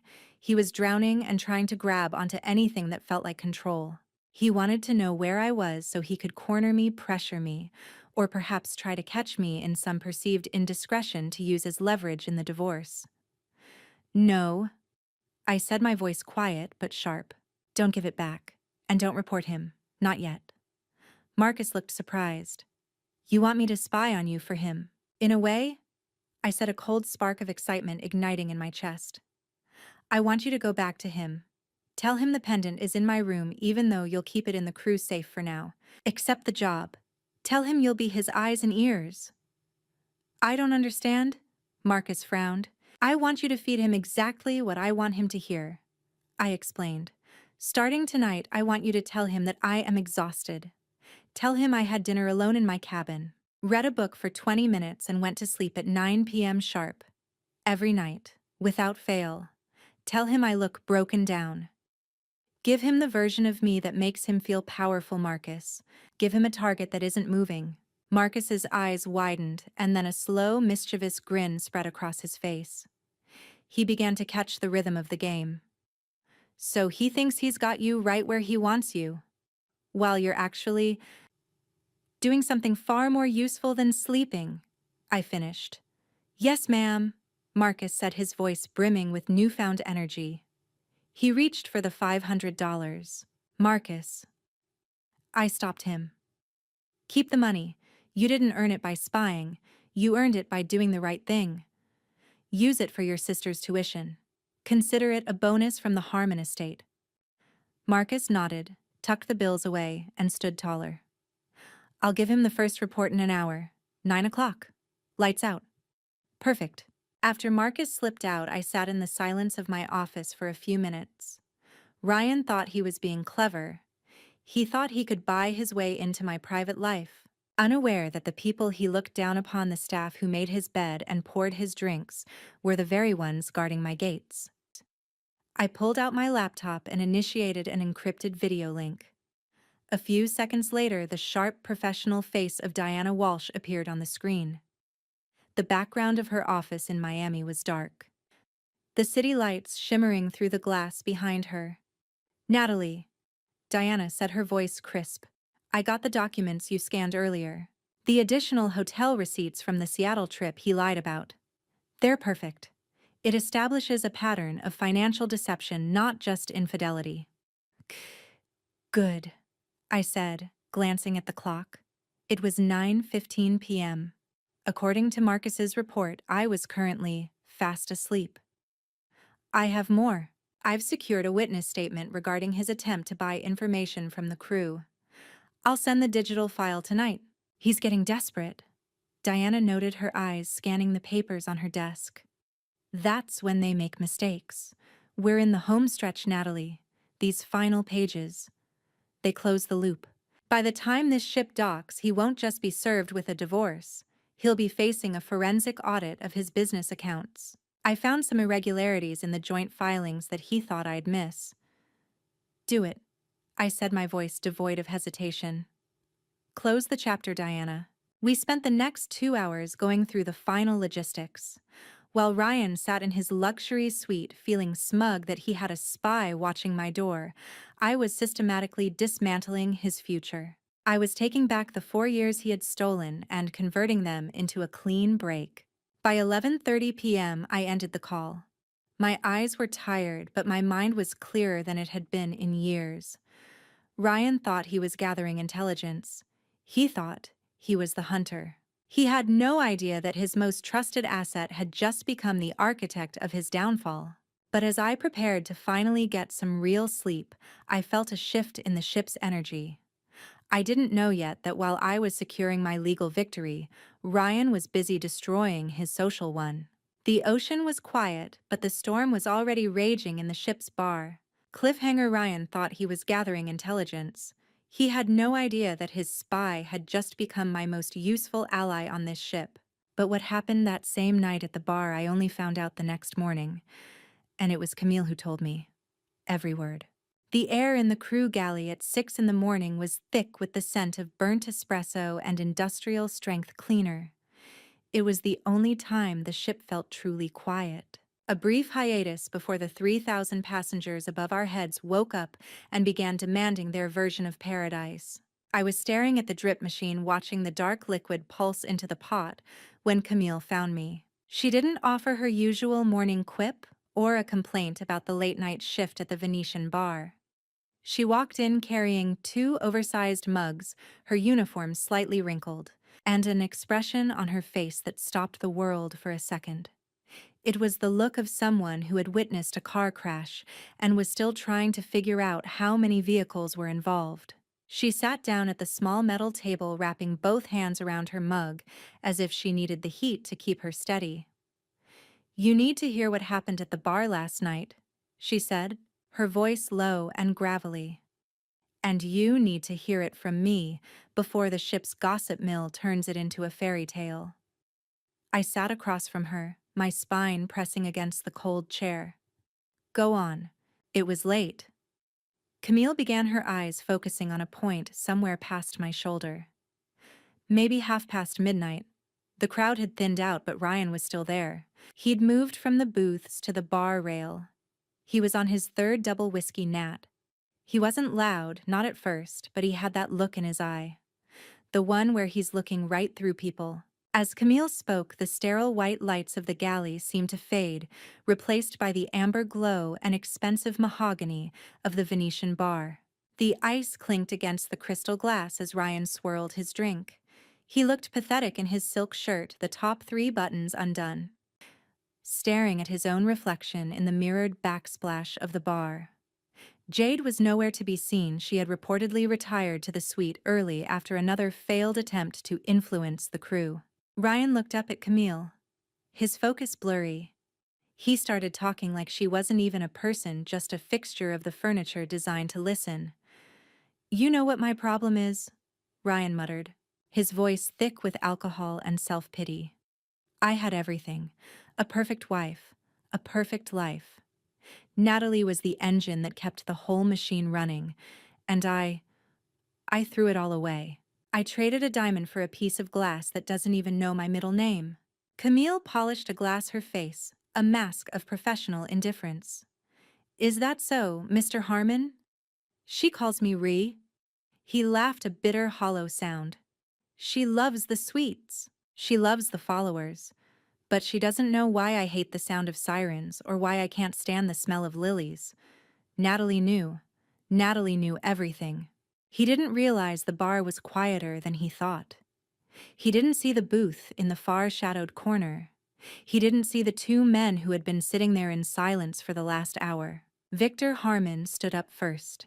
His movements were slow, burdened by the weight of 70 years and a sudden, sharp disappointment that seemed to age him another decade in seconds. He stepped out of the shadows, his face a mask of cold fury. Behind him, Bill Foster rose as well. Bill didn't look angry. He looked disgusted. Ryan froze the glass halfway to his lips. "Dad, I didn't know you were— Clearly you didn't think about much beyond yourself," Victor interrupted.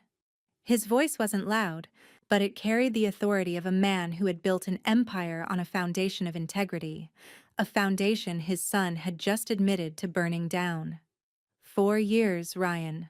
Your mother and I gave you everything. We welcomed Natalie into our hearts because we thought you were man enough to deserve her. And this is what you do. You sit in a public bar and mourn the perfect life you were too weak to protect." Ryan scrambled to stand, nearly knocking over his stool. "It's not what it looks like. I'm just stressed the Savannah Project— Don't." Bill Foster stepped forward, his voice like a sheet of ice cracking. "Ryan, I've sat across from you in boardrooms for 6 years. I've trusted your word on multi-million-dollar contracts because I thought I knew the kind of man you were. I thought you were a man of character." Bill paused, his eyes scanning Ryan's disheveled state. "I was wrong.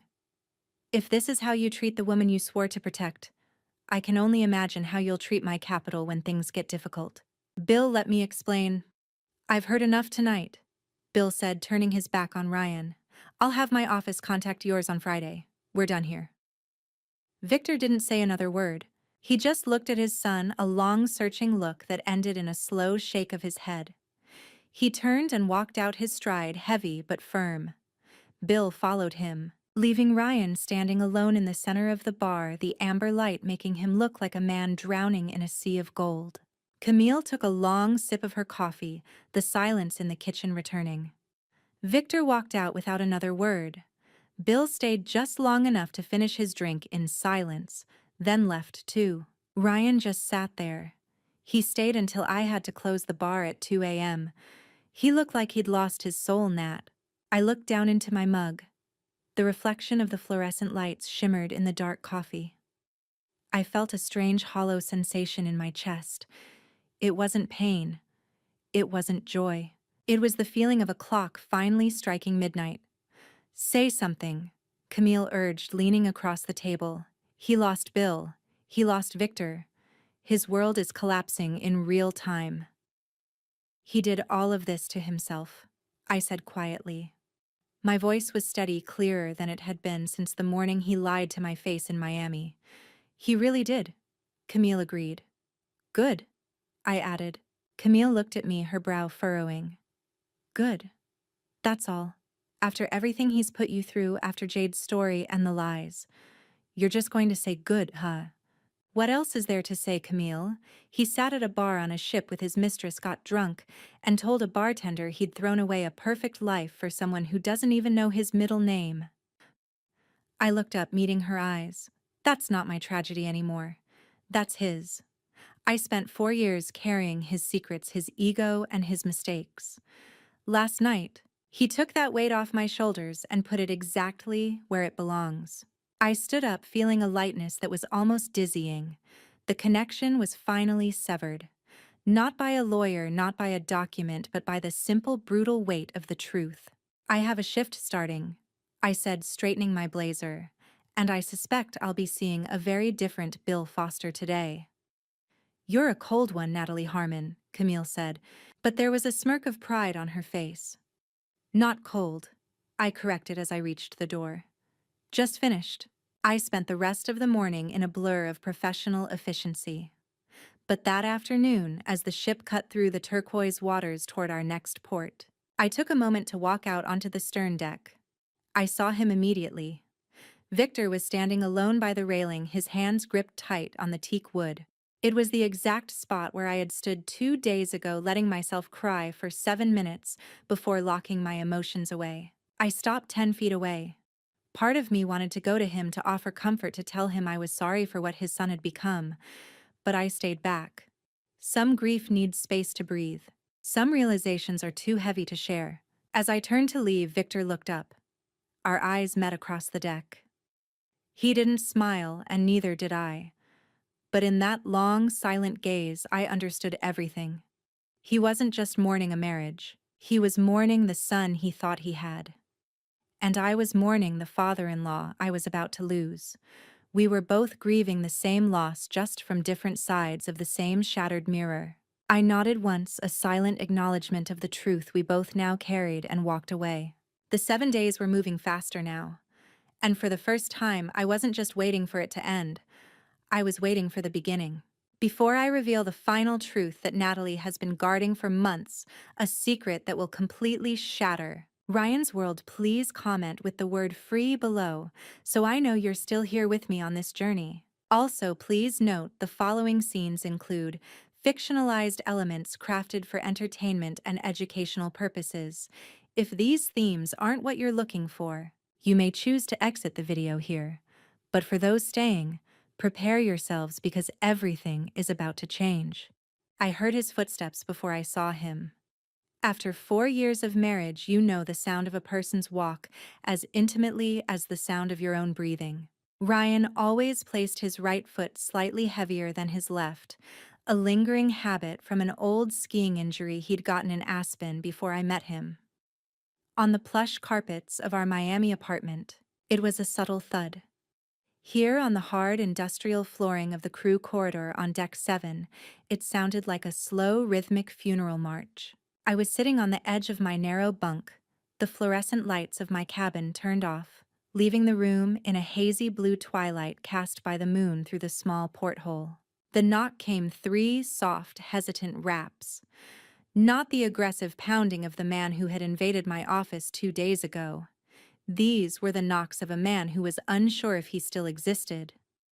I stood up, straightened my uniform out of habit, and opened the door. The hallway was narrow, bathed in the dim amber glow of the night shift lighting. Ryan was leaning against the opposite bulkhead. He looked like a shadow of the man who had boarded this ship.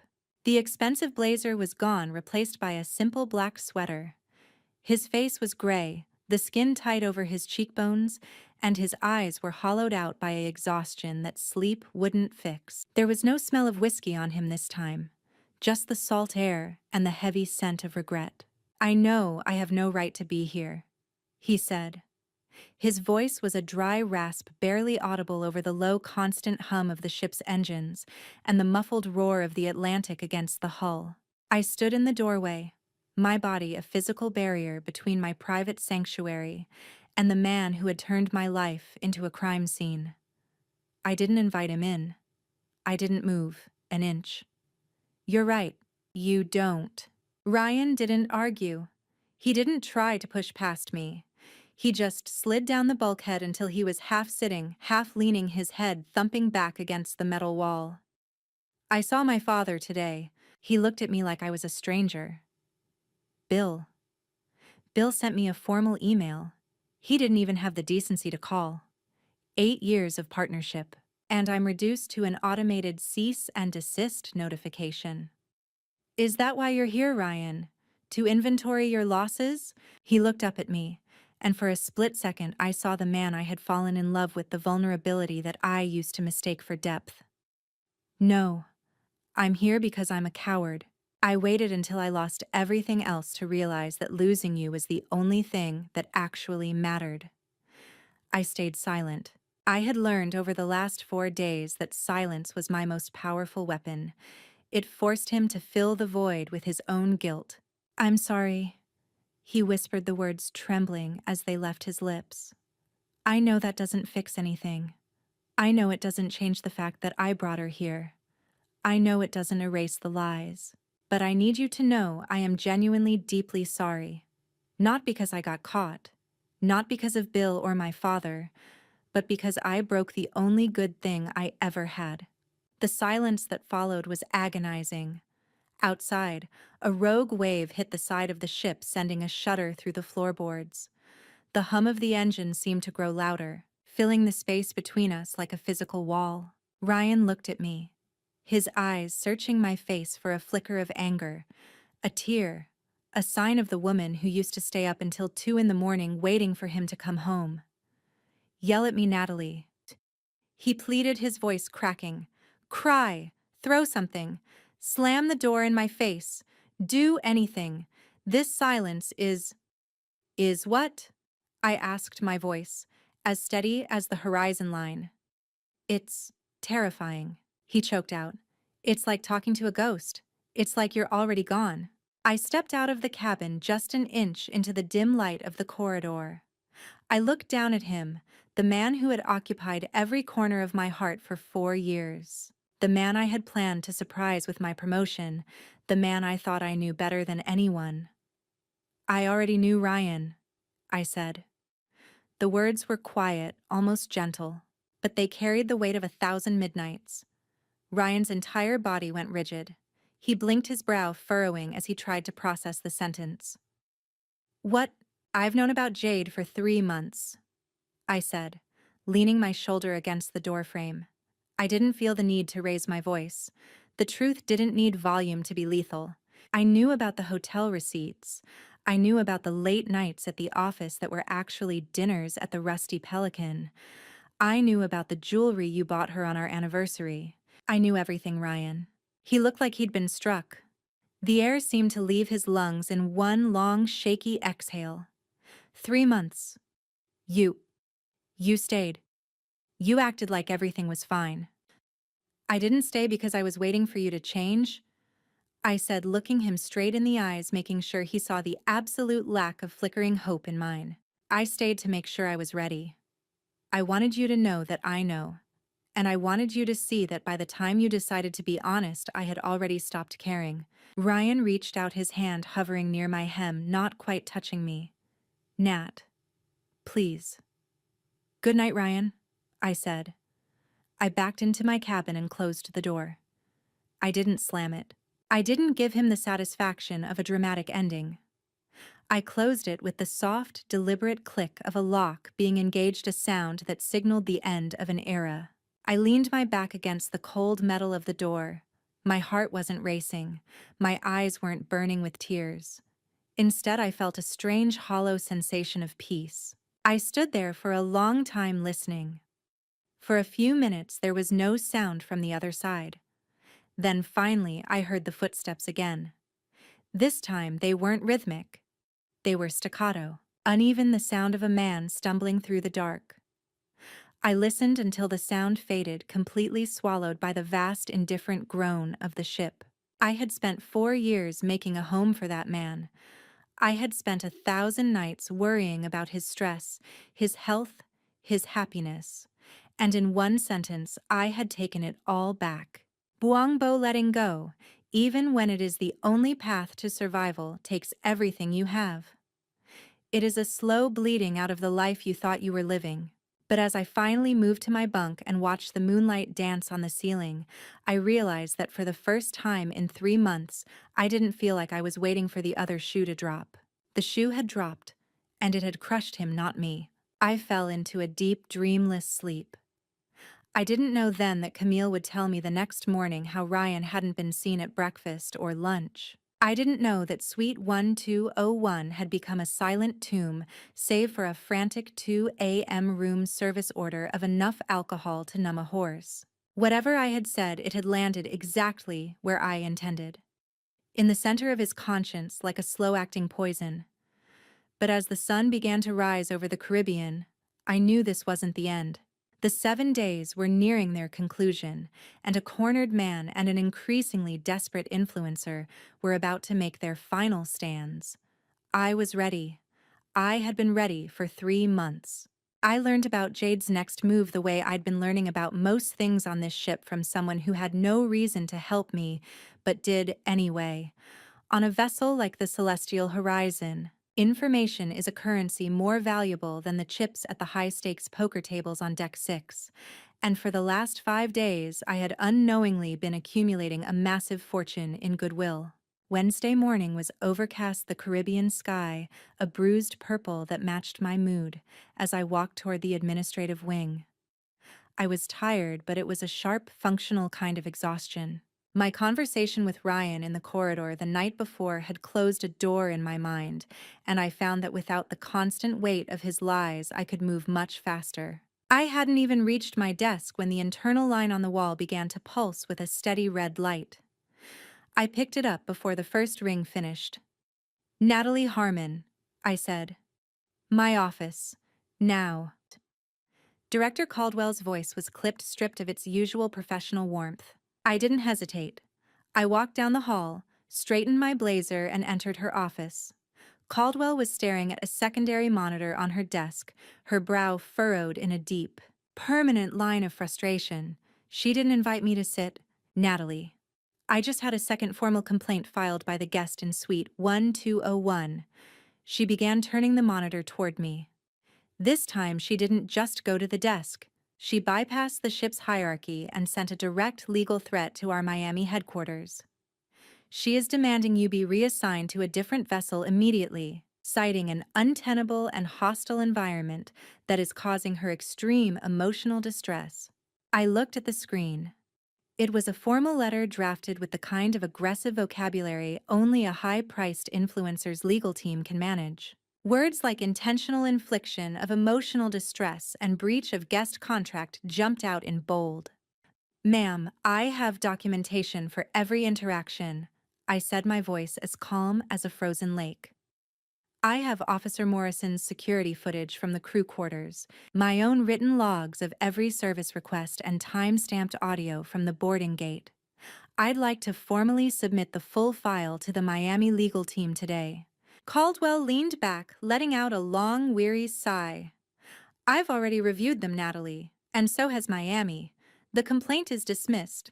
We've informed her representatives that Azure Crown does not move senior management based on the personal whims of guests, especially when the staff member in question has a flawless service record." She paused, her eyes narrowing as she looked at me. "But that's not all. She also contacted our social media and PR department. She wanted the viral video of your welcome at the gangway taken down. She claimed it was a violation of her privacy and was demanding we issue a public apology on her behalf. And we told her the truth." Caldwell replied, a ghost of a smirk playing on her lips. "All footage captured on Azure Crown property, including the gangway, is the legal property of the cruise line." She signed that waiver the moment she clicked accept on her ticket. "She has no grounds to remove it, and quite frankly, our PR team is enjoying the engagement metrics. The video is stays." Caldwell's expression then softened, a rare moment of genuine empathy breaking through her corporate exterior. "Natalie, this woman is systematically trying to end your career. She's not just looking for a refund or an apology. She wants you gone." "I know, ma'am," I said quietly. "And you're not worried. You don't look like a woman who is about to lose everything." "I've already lost the things that were meant to be lost," I replied, meeting her gaze. "The rest? I've been preparing for this for a long time." "Good. Because the board is watching. Don't give her an inch." I left her office feeling a strange sense of vindication. Jade was flailing. She was used to a world where a loud enough post or a sharp enough threat could make people bend. She didn't understand that on this ship I was part of the machinery. I was the one who made the gears turn. An hour later, I was back in my office when a soft knock sounded at the door. I expected Camille or perhaps another messenger from Caldwell. Instead, the door opened to reveal Anna Petrova. Anna was a quiet woman in her mid-40s, the head of the ship's digital archive and photography department. We had worked together for years, but we weren't close. We were the kind of colleagues who exchanged nods in the galley and nothing more. Mrs. Harmon. Anna said, her voice low. She didn't come in all the way. She just reached into her pocket and pulled out a small silver USB drive. I need to give you something. I looked at the drive, then at her. Anna, what is this? I heard about the complaints from Deck 9. Anna said, her eyes glancing toward the door. And I saw what happened at the boarding gate. I'm the one who manages the high-resolution archives for the VIP deck. I've compiled everything from boarding day. Every moment, every angle. Time-stamped. Full resolution. I reached out, my fingers brushing the cold metal of the drive. Anna, you could get into trouble for releasing raw archives without a court order. No. Anna said, her voice firm. These are ship's archives, and as a manager, you have a right to review footage involving guest disputes. I'm just making sure the files don't get accidentally deleted if Mr. Harmon's legal team starts throwing money around. His people tried to contact the PR office this morning to buy the rights to the footage. They were turned away, but I didn't want to take any chances. I looked at the small silver stick in my hand, a lump forming in my throat. You didn't have to do this, Anna. We barely talk. Anna paused, a small, sad smile touching her face. Last year, the scheduling conflict. My daughter was graduating back in Bulgaria, and the previous manager wouldn't let me take my leave. You went to Director Caldwell for me. You didn't even know me, but you told her that a mother's place was at her daughter's graduation. You took over my shifts for 3 days so I could fly home. I remembered then. It had seemed like such a small thing at the time, a simple act of fairness. You didn't have to do that either, Anna whispered. But you did. So today I do this. I felt my eyes prickle with a heat I hadn't allowed myself to feel in days. Thank you, Anna. Don't thank me, she set her hand on the doorknob. Just win Natalie. People like that. They think we are invisible. Show them that we aren't. She slipped out as quietly as she had arrived. I sat there for a moment, the USB drive clutched in my hand. I realized then that I wasn't fighting this war alone. I had an army of invisible people, Marcus, Camille, Anna, who were standing in the shadows holding the line for me. I pulled out a business card from my desk drawer, Diana Walsh's private line. I plugged the USB into my laptop and watched as hundreds of files populated the screen. Clear, undeniable evidence of Ryan's deception and Jade's aggression captured in 4K resolution. I hit send. By that evening, I received a short encrypted message from Diana. Files received. Anna's archive is the smoking gun, Natalie. Every hotel check-in, every gangway interaction. It's all here. Everything is in order. You're protected. He can't fight the filing now. Sleep well. I read that message 3 times, the blue light of the phone illuminating the dark cabin. I felt a profound sense of relief, but also a growing anticipation. The pieces were all on the board. The truth was secure. I put my phone away and stood by the porthole watching the white foam of the ship's wake disappear into the night. We had one more full day at sea. One more night of formal gown champagne and forced smiles. I had a feeling that tomorrow's gala would be the most important night of my life. Not because of the award I was supposed to receive, but because it would be the first time I would stand in a room full of people and know with absolute certainty that I had already won. The grand ballroom of the Celestial Horizon could seat 400 people, and on the final night at sea, every single seat was filled. The room was a sea of black tuxedos, shimmering silk gowns, and the clinking of crystal flutes filled with vintage champagne. Above us, the massive crystal chandeliers swayed gently with the ship's rhythmic movement, casting thousands of tiny, dancing diamonds across the gilded walls. I was at the back of the room, standing near the mahogany service station. My white azure crown uniform was pressed to a razor's edge, my hair pulled back into a sleek professional bun. To the guests, I was just the concierge manager ensuring the evening ran without a hitch. I was checking the dessert courses, whispering instructions to the head waiter about Table 14's dietary restrictions, and keeping a watchful eye on the wine service.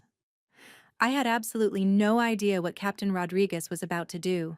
In the far corner of the room, tucked away in the shadows of a velvet-draped pillar, sat Ryan and Jade. It was the first time they had been seen together in public for days. Ryan looked like a man being marched to a scaffold. His tuxedo, though perfectly tailored, seemed to hang heavy on his frame. Jade was draped in a crimson dress that screamed for attention, but her usual influencer glow was replaced by a taut, brittle mask of defensive pride. They weren't speaking. They were two people stranded on an island of their own making, surrounded by 400 people who had spent the week watching their scandal go viral. The orchestra finished a sweeping rendition of a jazz classic, and the room dimmed. A single spotlight hit the podium as Captain Rodriguez stepped up, his navy blue dress uniform decorated with gold braid that caught the light. "Good evening, ladies and gentlemen." The captain's voice boomed rich and steady. "As we approach the end of this magnificent voyage, it is our tradition to recognize an individual who embodies the spirit of Azure Crown. This voyage in particular has presented unique challenges." I felt a slight prickle at the back of my neck. I kept my head down, adjusting a silver tray. "This individual," Rodriguez continued, his gaze scanning the room until it landed squarely on me at the back, "has demonstrated not only outstanding professional excellence, but a level of grace under pressure that has inspired every person on this vessel. In the face of adversity, they chose silence over clamor and duty over distraction." The applause began as a low murmur. "It is my distinct honor to present the Azure Crown Excellence Award to our senior concierge manager, Mrs. Natalie Harmon." For a second, the world stopped spinning. The sound of the engines, the murmur of the crowd, even my own heartbeat seemed to vanish. Then the spotlight swung away from the captain and blinded me. The room erupted. I didn't move at first. I couldn't. But then, in the center of the room, I saw a figure rise. Victor Harmon stood up. He didn't just stand. He rose with a slow, deliberate dignity that commanded attention. He was the first person in the entire ballroom to get to his feet. Beside him, Eleanor rose as well, her hand pressed to her mouth, her eyes shimmering with unshed tears. Then Bill Foster stood. Then the guests at the surrounding tables. Within seconds, 400 people were on their feet, the roar of their applause filling the vaulted ceiling like a tidal wave. I walked toward the stage. My feet felt light. My head held high. I didn't look at the corner pillar. I didn't look at the shadows. I looked at the captain, and I looked at Victor, whose proud nod felt like the greatest gift I had ever received. As I took the heavy gold trophy from the captain's hand, the room fell quiet. I stepped up to the microphone. I didn't have a prepared speech, but the words came from a place of absolute clarity. "Thank you," I said, my voice echoing through the ballroom, steady and clear. "This voyage has reminded me of something I almost forgot. Our greatest strength is not in how loudly we speak. It is not in the stories we tell the world or the images we project. Our strength lies in how clearly we act when the world is watching. It lies in the integrity of our work and the quiet choices we make when things are difficult. Thank you for being a part of my journey." I stepped down to a second standing ovation. But as I passed the shadows on my way back, I heard the sharp, whispered hiss of reality. "Are you kidding me right now?" Jade's voice was a jagged blade, cutting through the celebratory atmosphere. She was staring at Ryan, her face contorted with a mixture of jealousy and disbelief. "They're giving her an award. After everything, Ryan, do something. Say something." Ryan didn't answer. He didn't even look at her. His eyes were fixed on me, pinned to the side of me under the lights. The man who had spent 3 months trying to make me feel small was now watching me occupy the entire room. "Ryan," Jade hissed, her hand gripping his arm so hard her knuckles were white. Talk to me. She's magnificent, Ryan whispered. It wasn't a compliment meant for me to hear. It was a realization that seemed to break him.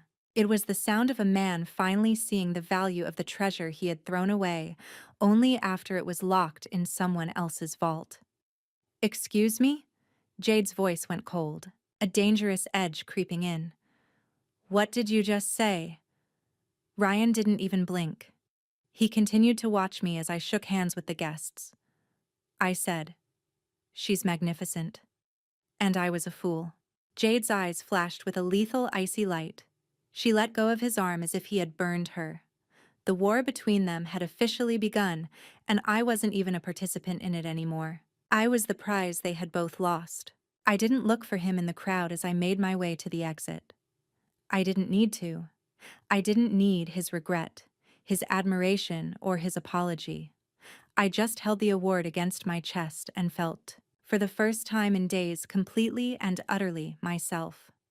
The Mrs. Harmon on the trophy didn't feel like a tie to him. It felt like a title I had earned and would soon outgrow. As I reached the grand doors leading out to the corridor, I felt a hand on my arm. I turned to find Victor. Eleanor was standing a few feet back, giving us a moment. Victor didn't say a word. He couldn't. His throat moved as he swallowed back his emotion. He simply took my hand in both of his and squeezed it, a firm, fatherly grip that spoke of 1,000 things he couldn't put into sentences. He was telling me he was proud.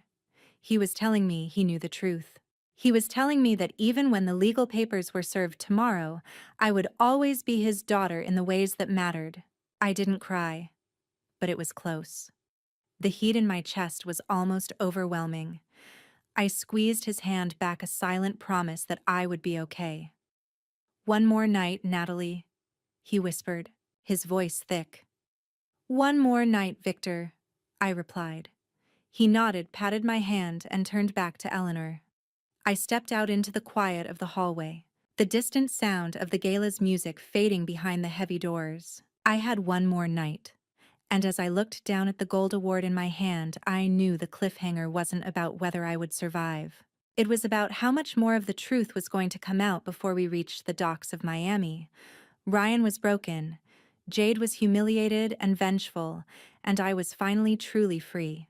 But I knew Ryan wasn't finished, and Jade's silence was the most dangerous thing she had left.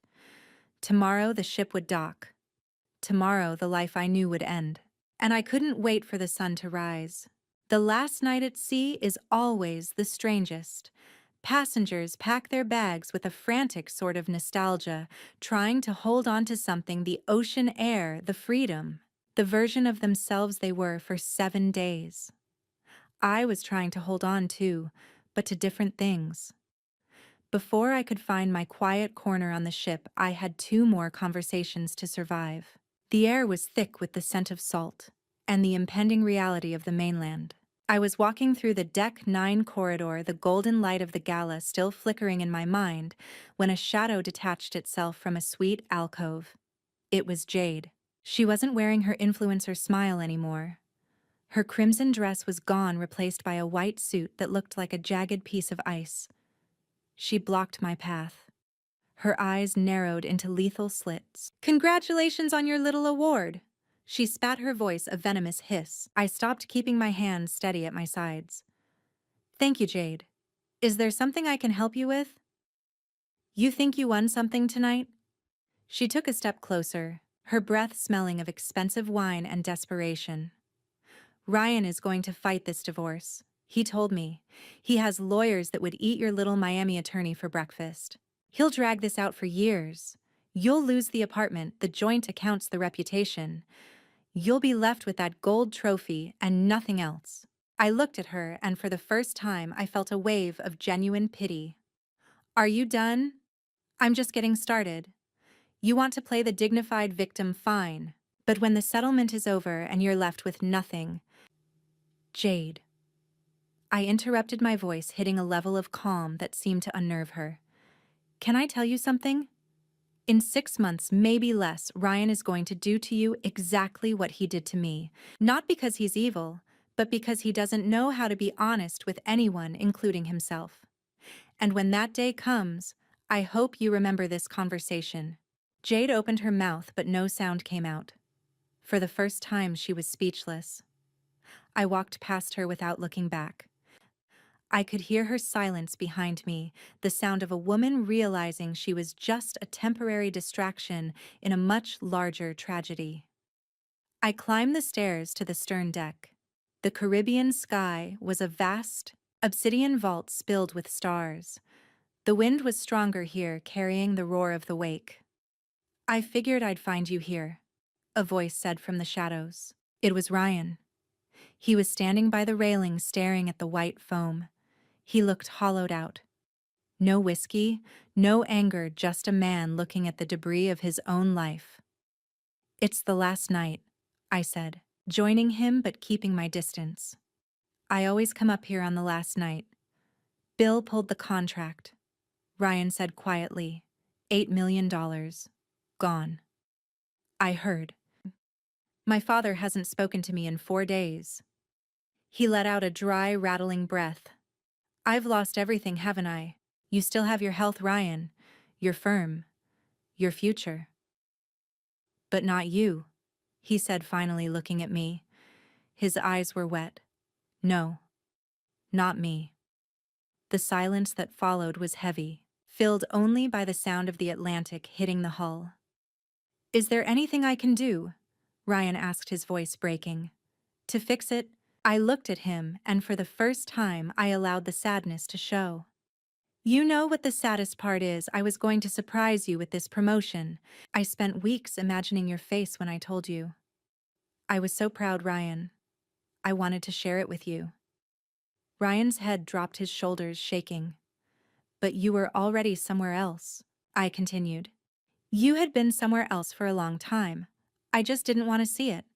Nat, my attorney, filed the petition Thursday morning, before we even sailed. Diana Walsh, you met her 3 years ago. She'll have your copy ready when you step off that gangway tomorrow." Ryan's voice was a whisper.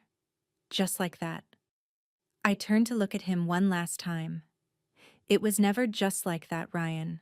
It was 4 years of my life, and I loved every single one of them." I walked away. I didn't look back. Not because I didn't want to, but because I had learned that some doors need to stay closed once you've walked through them. Natalie monologue. I stood with my back against my cabin door for a long time, not because I was falling apart, but because I was finally completely letting go. And letting go, even when it's the right thing, takes everything you have. The sun would rise in a few hours. Miami was waiting. I could almost feel the heat of the city and the weight of the legal papers in Diana's hand. Jade was vengeful, Ryan was broken, and I was finally free. Tomorrow I would walk off this ship into a life that was entirely, completely mine. For the first time in 4 years, I couldn't wait to find out what that was. Miami emerged before our eyes, slowly first, as a distant glow on the horizon, then as a sharp silhouette of skyscrapers, and finally as a city full of noise, heat, and life. I stood on the upper deck, watching the skyline grow larger and more defined with every pulse of the engines. The morning sun was a brilliant, unforgiving gold reflecting off the glass towers of downtown. My bags were packed. My handover paperwork for the relief manager was signed and sealed. I was ready. The celestial horizon gave one final deep blast of its whistle, a sound that vibrated in my very bones. It felt like a signal not just for the end of a voyage, but for the end of a 4-year sentence I had been serving without even knowing it. Camille stepped up beside me, leaning her elbows on the railing. She looked tired, but there was a spark of triumph in her eyes. "Ready?" she asked, her voice barely a whisper against the wind. "More than I've ever been," I replied, adjusting the collar of my uniform one last time. 7 days, Nat." Camille shook her head, looking at the bustling dock below. "You did it. Most people would have jumped overboard by day 3. You walked through fire and didn't even singe your sleeves." "We did it, Camille. I couldn't have navigated this without you." I looked at her, a silent promise of a friendship that would outlast this ship. Let's go. Life is waiting. We moved through the disembarkation process with the practiced efficiency of veterans. I completed my final duty, handing over the master keys to the incoming manager with a steady hand. As I walked down the gangway, the humid Miami air hit me like a physical weight, but it didn't feel oppressive. It felt real. At the foot of the pier, standing near a black sedan, was Diana Walsh. She looked exactly as she did in the boardroom, sharp, impeccable, and utterly lethal. She held a thick manila envelope in her hand like a soldier holds a weapon. The petition was filed Thursday morning, exactly as we discussed. Diana said, her eyes tracking the passengers streaming off the ship. The process server is positioned at the exit of the customs hall. Ryan will be formally served the moment he clears the gangway and steps onto public property. How long until it's final? I asked, looking at the envelope. Florida has a 20-day waiting period, Diana explained. Then a hearing. With the digital archives, Anna provided the timestamps of the suite entries and the financial irregularities we flagged. I'd estimate 60 to 90 days total for a final judgment. He doesn't have a leg to stand on, Natalie. You're protected. That's fine, I said, a sense of profound peace washing over me. I have time. Movement in the crowd caught my eye. Victor and Eleanor were walking toward us. They looked weary, the glamour of the cruise replaced by the heavy reality of their son's failure. Eleanor stepped forward and pulled me into a fierce, trembling hug. You are the best thing that ever came into this family, Eleanor whispered into my ear, her voice breaking. I am so sorry, sweetheart, for everything. Thank you, Eleanor, I said, holding her back. I looked at Victor, who stood behind her, his expression a mixture of pride and sorrow. Please, take care of him. He's going to need you more than he knows. Victor nodded, once a silent agreement between two people who had loved the same person and been equally betrayed by him. As they moved toward their car, Bill Foster approached. He didn't look at the ship, he looked at me. He extended a hand, his grip firm and professional. Mrs. Harmon, if you ever consider a different direction, perhaps something in corporate strategy or luxury asset management as your crown, isn't the only company that values exceptional people. My firm is always looking for someone who can keep their head when everyone else is losing theirs. I smiled, a small, genuine flick of my lips. I'll keep that in mind, Mr. Foster. Thank you. Then I saw him. Ryan stepped off the gangway, Jade clinging to his arm. She was hidden behind oversized designer sunglasses, her head down, trying to avoid the lingering gazes of the passengers who recognized her from the viral video. Ryan looked like a man walking toward a cliff. He looked around, his eyes searching the crowd until they landed on me. Before he could take a step in my direction, a man in a plain gray suit intercepted him. Ryan Harmon, the man asked. Yes. Ryan started, his voice confused. You've been served, the process server said, thrusting a white envelope into Ryan's hand. The world seemed to freeze. Ryan stared at the envelope as if it were an explosive. He looked up, his eyes darting from the papers to Diana Walsh, and finally to me. I stood my ground, 20 feet away, framed by the bright Florida sun. I didn't scowl. I didn't smirk. I didn't look back at him with longing. I simply watched him realize that the Wednesday morning he lied to my face was the day he lost everything. At that exact moment, Ryan's phone buzzed in his pocket. He fumbled with the envelope, nearly dropping it as he pulled out his device. I knew what it was. Bill Foster had told me he was sending it. The message on his screen was brief: Ryan, after careful consideration, Foster Group will not be renewing our contract. I wish you well. I turned my back on him. I didn't need to see his face fall. I didn't need to hear Jade's inevitable scream of frustration. I walked away from the celestial horizon, the sound of my heels on the concrete pavement a steady, confident beat. Behind me was 7 days of calculated silence, 4 years of a hollow marriage, and a version of my life I had already said goodbye to somewhere between the stars and the Caribbean Sea. I was leaving the ghost of Natalie Harmon on that ship. Ahead of me was the city, the heat, and a vast empty calendar. For the first time in a very long time, I wasn't afraid of the silence. I was hungry for it. I was ready to find out who I was, when I wasn't busy being a perfect wife to a lying man. I didn't look back. I just kept walking toward the light. Looking back at the wreckage of my marriage, I realized that God doesn't always stop the storm. Sometimes He just gives you the strength to swim through it. My journey through this family revenge was never about spite, but about reclaiming a soul I almost lost to a 4-year lie. Don't be like me. Don't wait 3 months ignoring the cold truth of a family betrayal while trying to fix a man who was already broken. My personal view: silence isn't weakness, it's a tactical retreat. If you suspect a family betrayal, don't scream, prepare. This family revenge taught me that integrity is the only currency that matters when your world collapses. Facing a family betrayal is agonizing, but surviving this family revenge proved that a clean ending is better than a haunted beginning. Future stories contain fictionalized elements designed for educational purposes. If these themes are not for you, please choose content better suited to your journey. If Natalie's strength inspired you, please drop a comment, share this story, and subscribe to our channel for more sophisticated dramas. Thank you for staying with me until the very end. Thanks for your time today. I'll see you again in the next story. I'm freezing. I'm bleeding. Slowly fading away.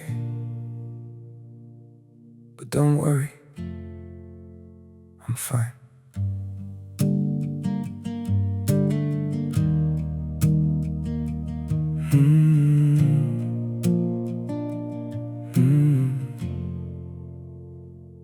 The cold has settled in my heartbeat, like winter living in my veins. Every breath feels numb and fragile. Every smile just hides the pain. I'm breaking quietly in silence, falling slow without a sound. Yet I keep saying I'm okay, while my world burns to the ground. I'm frozen here, I'm bleeding slowly, dying piece by piece inside. But I still whisper, it's alright, just to keep you from goodbye. I'm shattered, love, but don't you worry, I'll pretend till my last breath. Even while my soul is fading, I'll say everything's okay. Maybe pain just learned to live here. Maybe sorrow feels like home. So I wear my wounds like armor and survive them all alone. I'm frozen here, I'm bleeding slowly, dying piece by piece inside. But I still whisper, it's alright, just to keep you from goodbye. I'm shattered, love, but don't you worry, I'll pretend till my last breath. Even while my soul is fading, I'll say everything's okay. If you ever see me smiling, no, it's just my last defense. 'Cause sometimes love means hiding how much you're suffering. No, I'm frozen here, I'm bleeding slowly, dying piece by piece inside. But I still whisper, it's alright, just to keep you from goodbye. I'm shattered, love, but don't you worry, I'll pretend till my last breath. Even while my soul is fading, I'll say everything's okay. It's okay.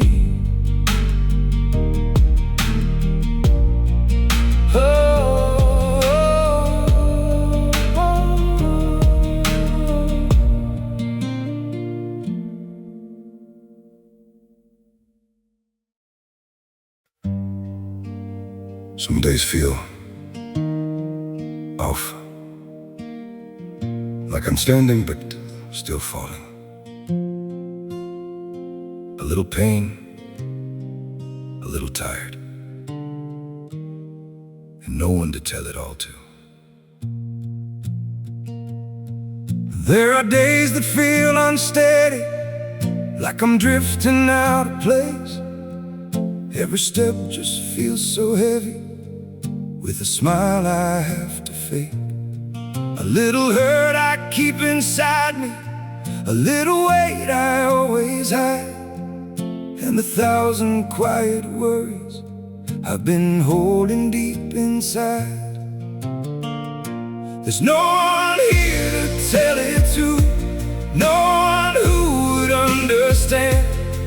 So I carry all these feelings like they're slipping through my hands. A little broken, little lost, trying hard to just get through. All these nights I stay awake with everything I never say to you. I keep walking through the silence like it's all I've ever known. Every crowded room reminds me how it feels to be alone. There's no one here to tell it to, no one who would understand. So I carry all these feelings like they're slipping through my hands. A little broken, little lost, trying hard to just get through. All these nights I stay awake with everything I never say to you.